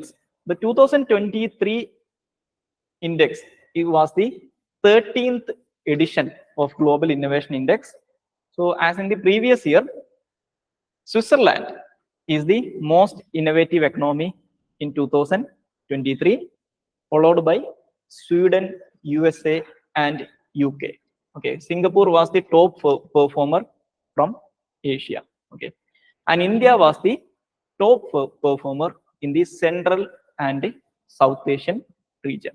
Okay, And India also improved its rank to the 40th position out of 132 economies or 132 countries. Okay. അതായത് ഇന്ത്യയുടെ rank actually 2015 80s നടന്നിട്ടുണ്ടായിരുന്നു, 81 ആയിരുന്നു, അതിപ്പോ 40 ആയിട്ടുണ്ട്. Okay. So ഇനി just ഈ വിപ്പോനെ കുറിച്ചും കൂടി ഒന്ന് അറിഞ്ഞിരിക്കുക.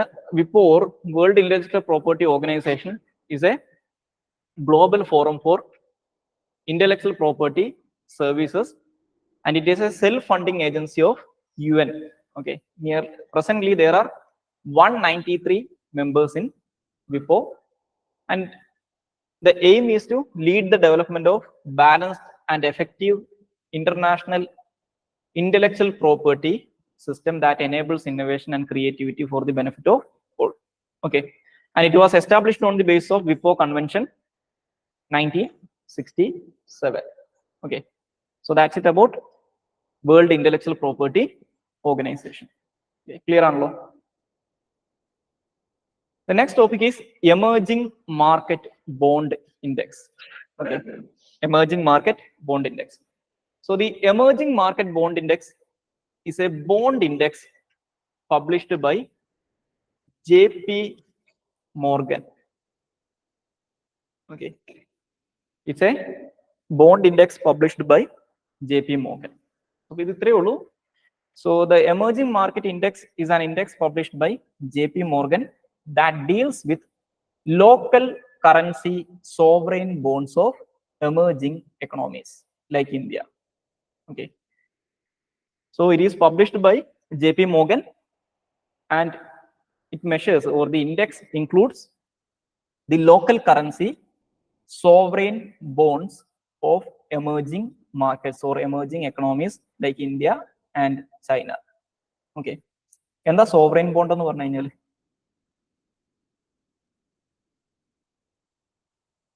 What is the meaning of sovereign bond? Okay, sovereign bonds are debt instruments used by sovereign entities. Sovereign entity എന്ന് പറഞ്ഞു കഴിഞ്ഞാൽ രാജ്യങ്ങൾ. Okay, to raise finance or raise money from open market. Okay, so the sovereign entities can procure or borrow money from international financial institutions or other countries. They can also raise money from open market. Okay, and open market in the പൈസ raise ചെയ്യാൻ വേണ്ടിയിട്ട് sovereign entities use ചെയ്യുന്ന ഒരു ഡെപ്റ്റ് instrument ആണ് sovereign bonds എന്ന് പറയുന്നത്. So sovereign bonds will carry A certain percentage as interest. Okay, so that means when the sovereign entity is repaying for that bond, they have to pay the interest too. Okay, so ഇങ്ങനെയുള്ള ഇൻഡെക്സിന്റെ importance എന്താണെന്ന് വെച്ച് കഴിഞ്ഞാൽ, it is very similar to the credit rating. Okay, if a country's sovereign bond is listed, okay, among the best performing bonds in this index, that means that bond is a healthy bond. That means you need to pay a limited amount or a small percentage as interest. Okay, and you can easily raise money from open market. Okay, so the discuss ചെയ്യാനുള്ള കാരണം എന്താണെന്ന് വെച്ച് കഴിഞ്ഞാൽ, recently the Indian government's bonds were also listed as in this index. Okay, so as I mentioned earlier, it is published, it's an index bond, sovereign bond index published by JP Morgan. It is officially known as GBI-EM. Okay, okay, GBI-EM or Global Bond Index Emerging Markets. Okay, it tracks the performance of the emerging market countries' local currency denominated sovereign bonds. Okay, that including government bonds. Recently, Indian government bonds were added to this index. That means the attractiveness of the Indian government bonds will increase in the open market. Okay, so that means നമുക്ക് debt raise ചെയ്യാൻ കുറച്ചും കൂടി easy ആയിരിക്കും. Okay, so clear ആണല്ലോ? Okay, so the next topic is Indian Air Force's new ensign. Okay, അതായത് Indian Air Force പുതിയൊരു simple publish ചെയ്തിട്ടുണ്ട്. Okay, 2023 was the 91st anniversary of Indian Air Force. ഇതാണ് പുതിയ സിമ്പിൾ. ഓക്കെ, നേരത്തെ ഇത് മാത്രമേ ഉണ്ടായിരുന്നുള്ളൂ. സോ ഇപ്പൊ അതിന്റെ കൂടെ ഒരു ഇന്ത്യയുടെ ഫ്ലാഗ് ഉണ്ട്, ഈ സിമ്പിൾ ഉണ്ട്, പ്ലസ് ഇന്ത്യൻ എയർഫോഴ്സിന്റെ ഈ ഇൻസൈനിയ ഉണ്ട്.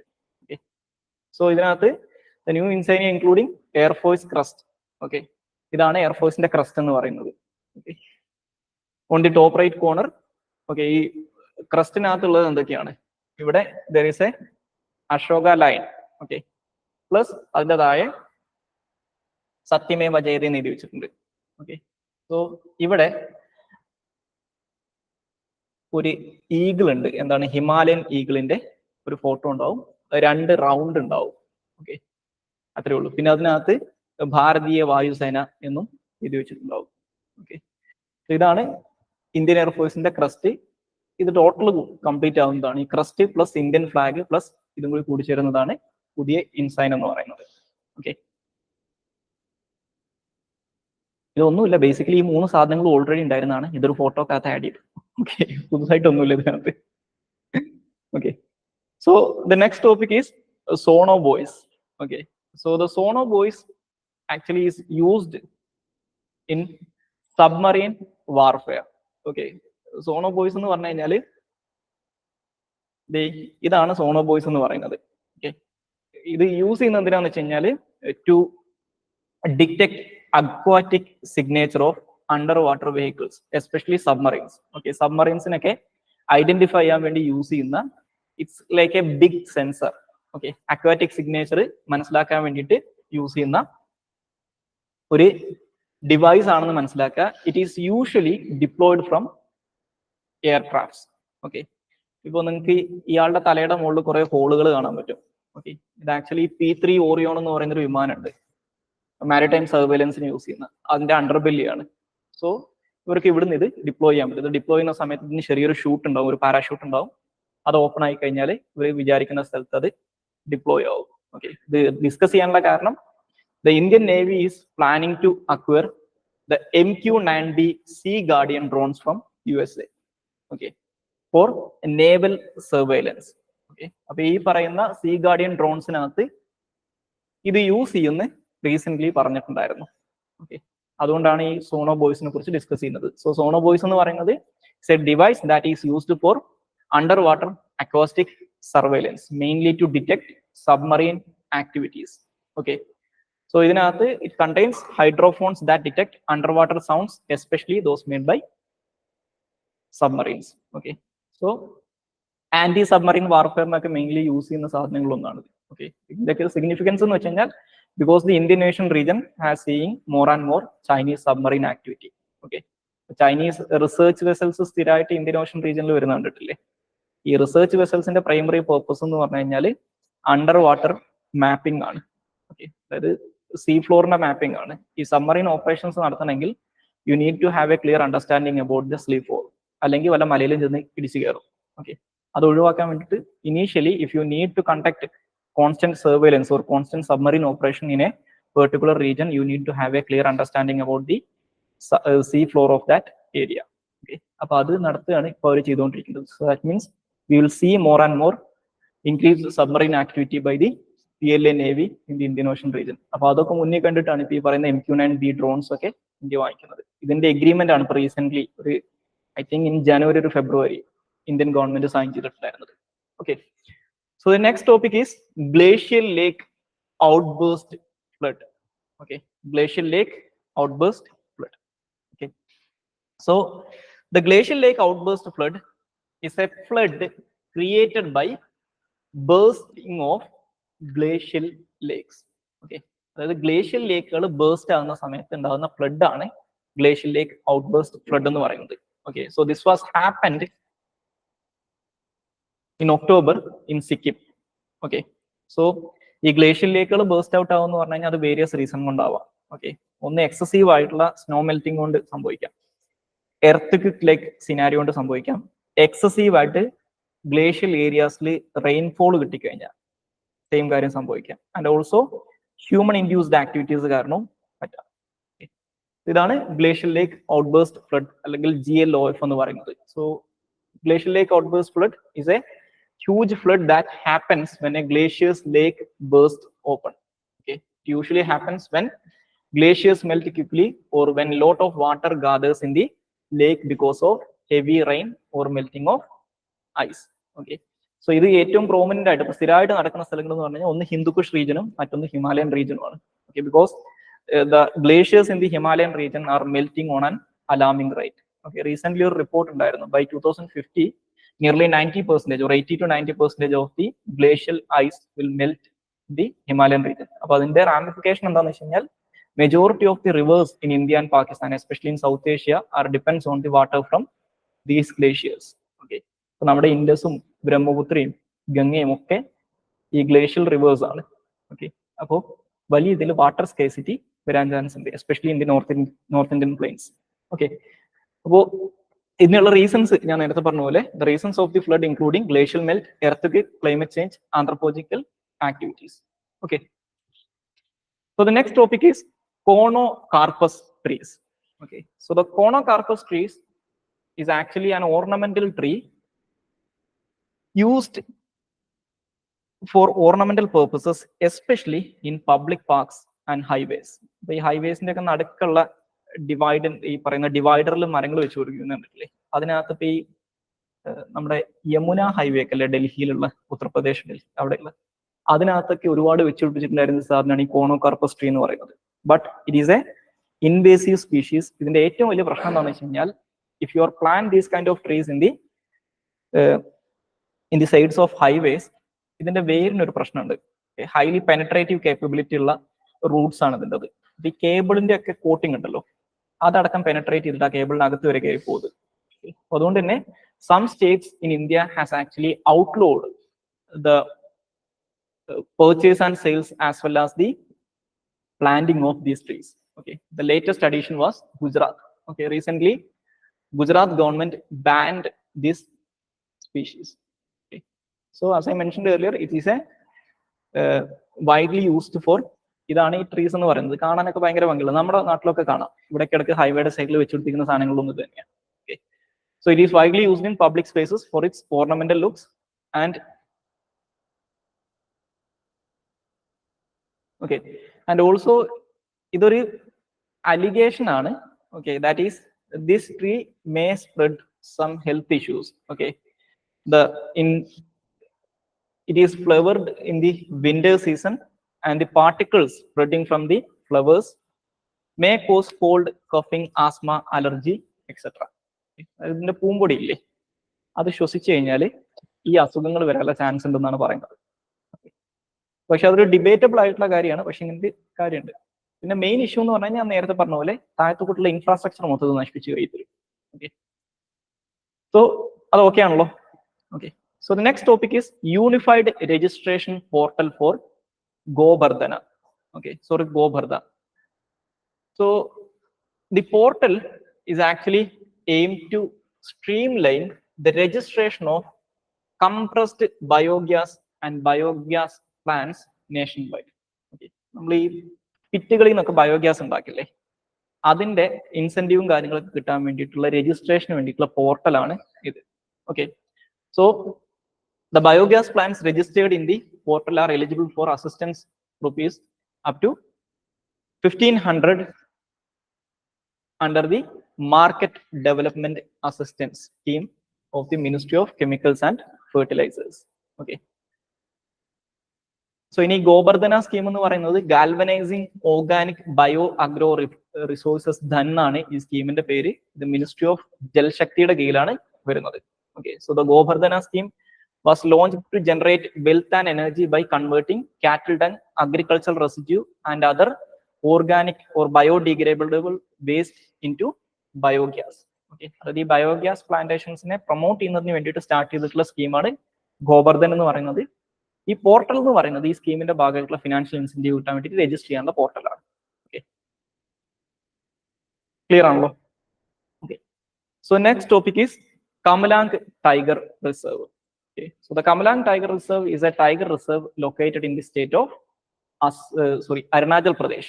Okay, so it is located in the Lohit district of Arunachal Pradesh, and the Kamalang River flows through this reserve. That's why the reserve is known as Kamalang Tiger Reserve.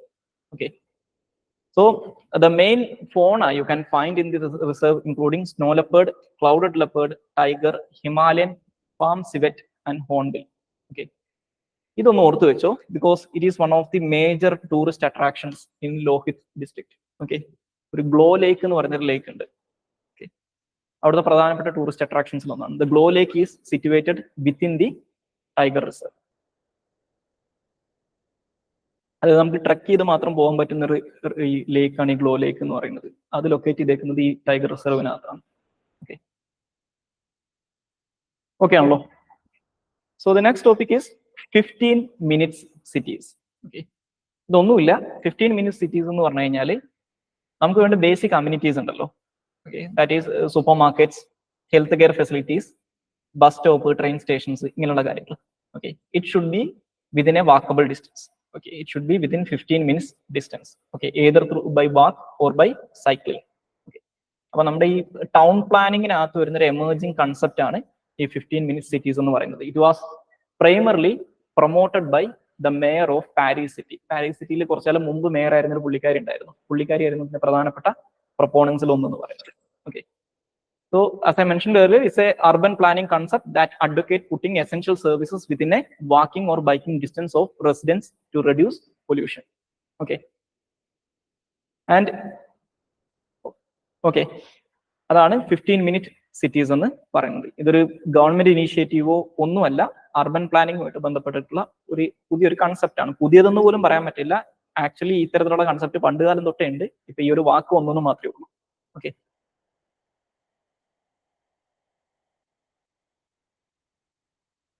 Okay ആണല്ലോ.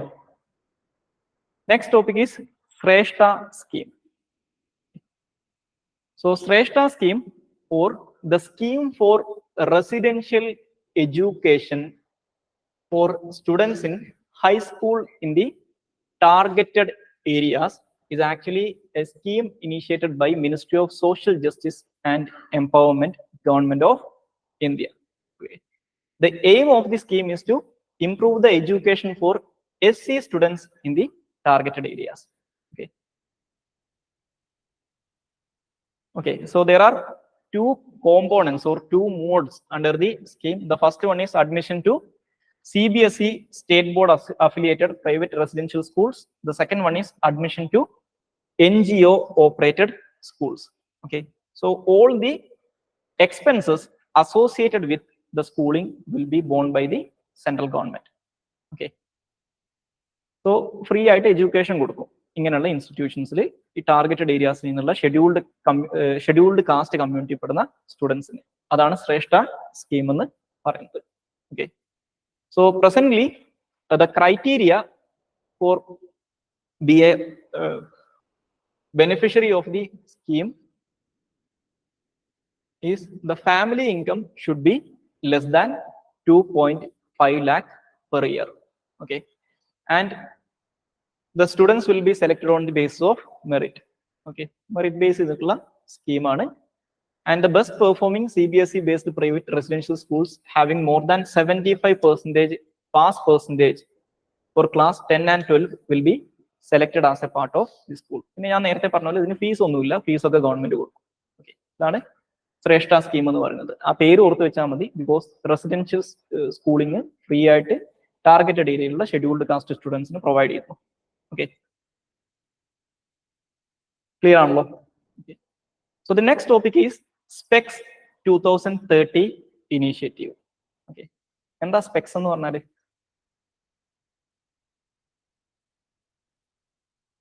Specs കണ്ണടയല്ലേ? Okay, so WHO നടത്തുന്ന ഒരു initiative ആണ്. So the scheme aims to address global vision impairments. Okay, അതായത് ഈ കാഴ്ചക്ക് പ്രശ്നമുള്ള ആൾക്കാരുടെ issues address ചെയ്യുക എന്നുള്ളതാണ് ഈ സ്കീമിന്റെ major objective. So it is an initiative by world health organisation. Okay, it aims to ensure access to eye care and treatment for all, especially from the developing world. Okay, ഇതാണ് specs 2030 initiative എന്ന് പറയുന്നത്. So 2030 is the target year to achieve this objective. Okay, അപ്പൊ അതിന്റെയൊക്കെ പേര് ഓർത്ത് വെച്ചാൽ മതി. Simple logic ആണ്, കണ്ണടയാണ്. ഓക്കെ, ഐ കെയർ ആണ്. Okay, so the next topic is Haki Piki tribe. Okay, so the Haki Piki tribe is a semi-nomadic tribe from Karnataka. Okay, so Haki Piki എന്നുള്ള വാക്കിന്റെ അർത്ഥം തന്നെ that was their their traditional occupation. Okay, that is bird catching. Okay, haki means bird, piki means catch. Okay, ഇത് പക്ഷിനെ പിടിക്കുന്നവരായിരുന്നു ഇവര്. പക്ഷേ ഇത് നിയമപ്രകാരം തെറ്റായതുകൊണ്ട് തന്നെ അവർ ആ ട്രഡീഷൻ വിട്ടിട്ടുണ്ട്. So it's a semi-nomadic tribe from Karnataka. The community known as bird catcher, which is their traditional occupation. Haki stands for bird and piki stands for cat. Okay. So presently they were rehabilitated in the 1970s. Okay. And they are following matriarchal traditions. Okay. And their native language is known as Wagri, and Wagri is classified as a endangered language by UNESCO. That's note. The native language of the Haki-Piki tribe is Wagri language, which is classified as a endangered language by UNESCO. Okay, and the Haki-Piki tribe is also renowned for their indigenous medicines. Okay, traditional medicines. Okay, so Karnataka semi-nomadic tribes are bird catchers are traditionally. Our language Wagri ആണ്, and they are also known for their traditional medicine. Okay, clear ആണല്ലോ. Next topic is monoclonal antibody. Okay, so the monoclonal antibody is actually developed by a pharmaceutical company from Australia. So the varanulla karanam in 2023 October there was a Nipah outbreak in Calicut district of Kerala. Okay, so in Nipah virus, there is no vaccination and there is no treatment regime. Okay, but during the initial outbreak of Nipah in 2017, the government, on an experimental basis, because this is an experimental drug, the government also imported the same drug from Australia. Okay,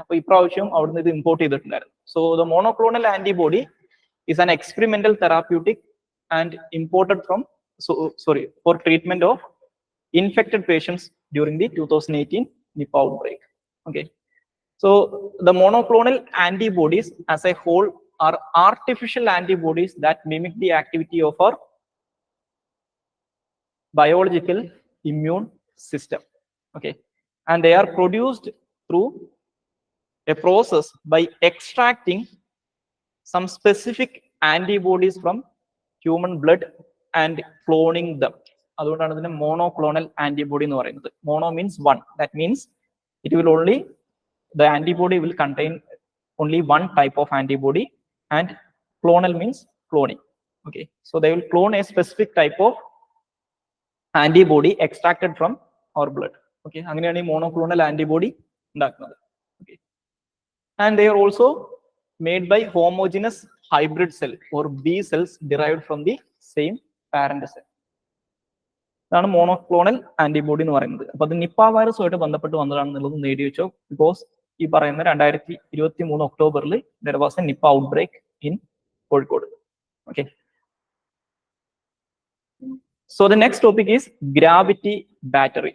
Okay, so the gravity battery is a type of electric storage device that uses gravitational energy.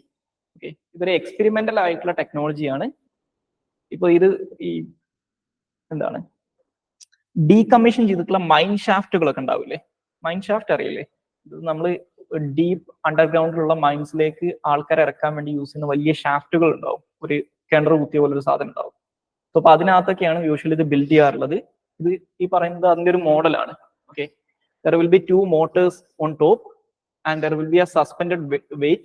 Okay, ഈ wait താഴത്തേക്ക് ഇറക്കുമ്പോണ്ടാവും, it will generate energy and that energy will be stored in a battery. അതാണ് gravitational battery എന്ന് പറയുന്നത്. Okay, gravitational battery is a electricity storage device that stores gravitational energy or energy produced by using gravitational force.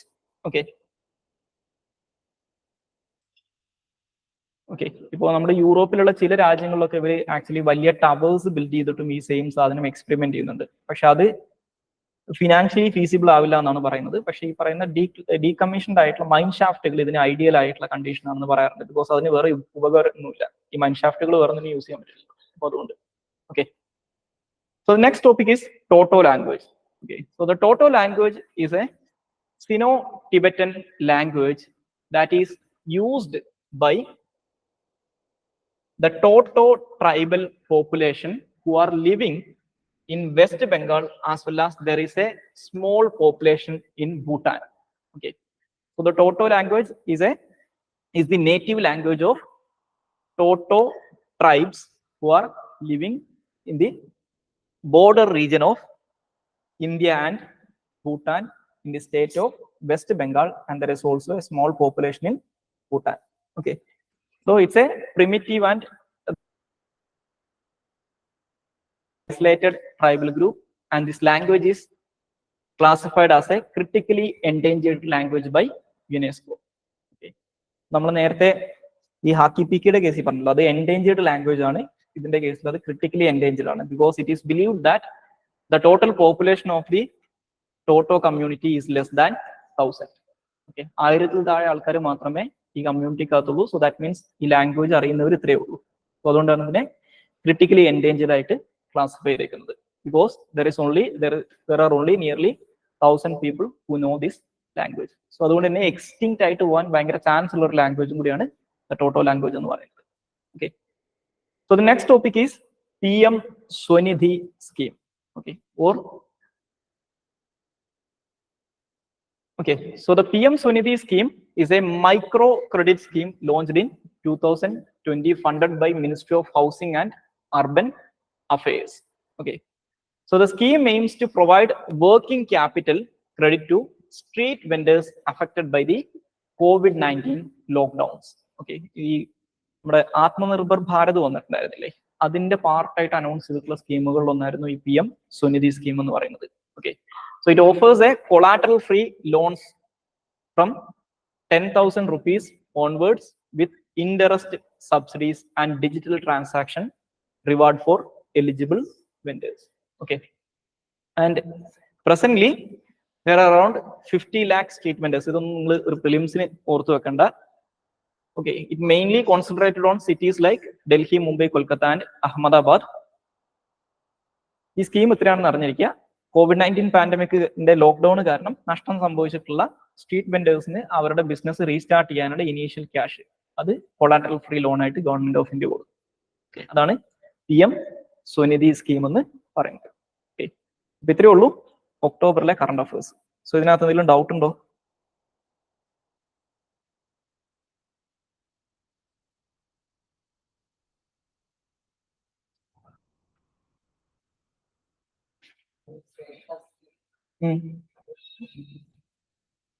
അല്ല, state syllabus സ്കൂളുകളും ഉണ്ടാവും.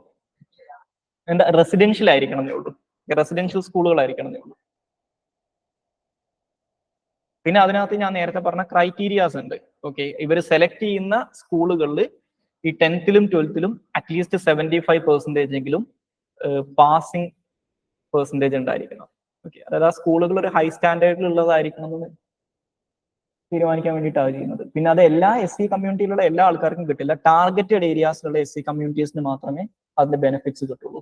പിന്നെ നേരത്തെ പറഞ്ഞ പോലെ ഇൻകം ലിമിറ്റ് ഉണ്ട്, 2.5 lakh താഴെ ആയിരിക്കണം ആനുവൽ ഫാമിലി ഇൻകം എന്ന് പറയുന്നത്. And the students will be selected on the base of merit.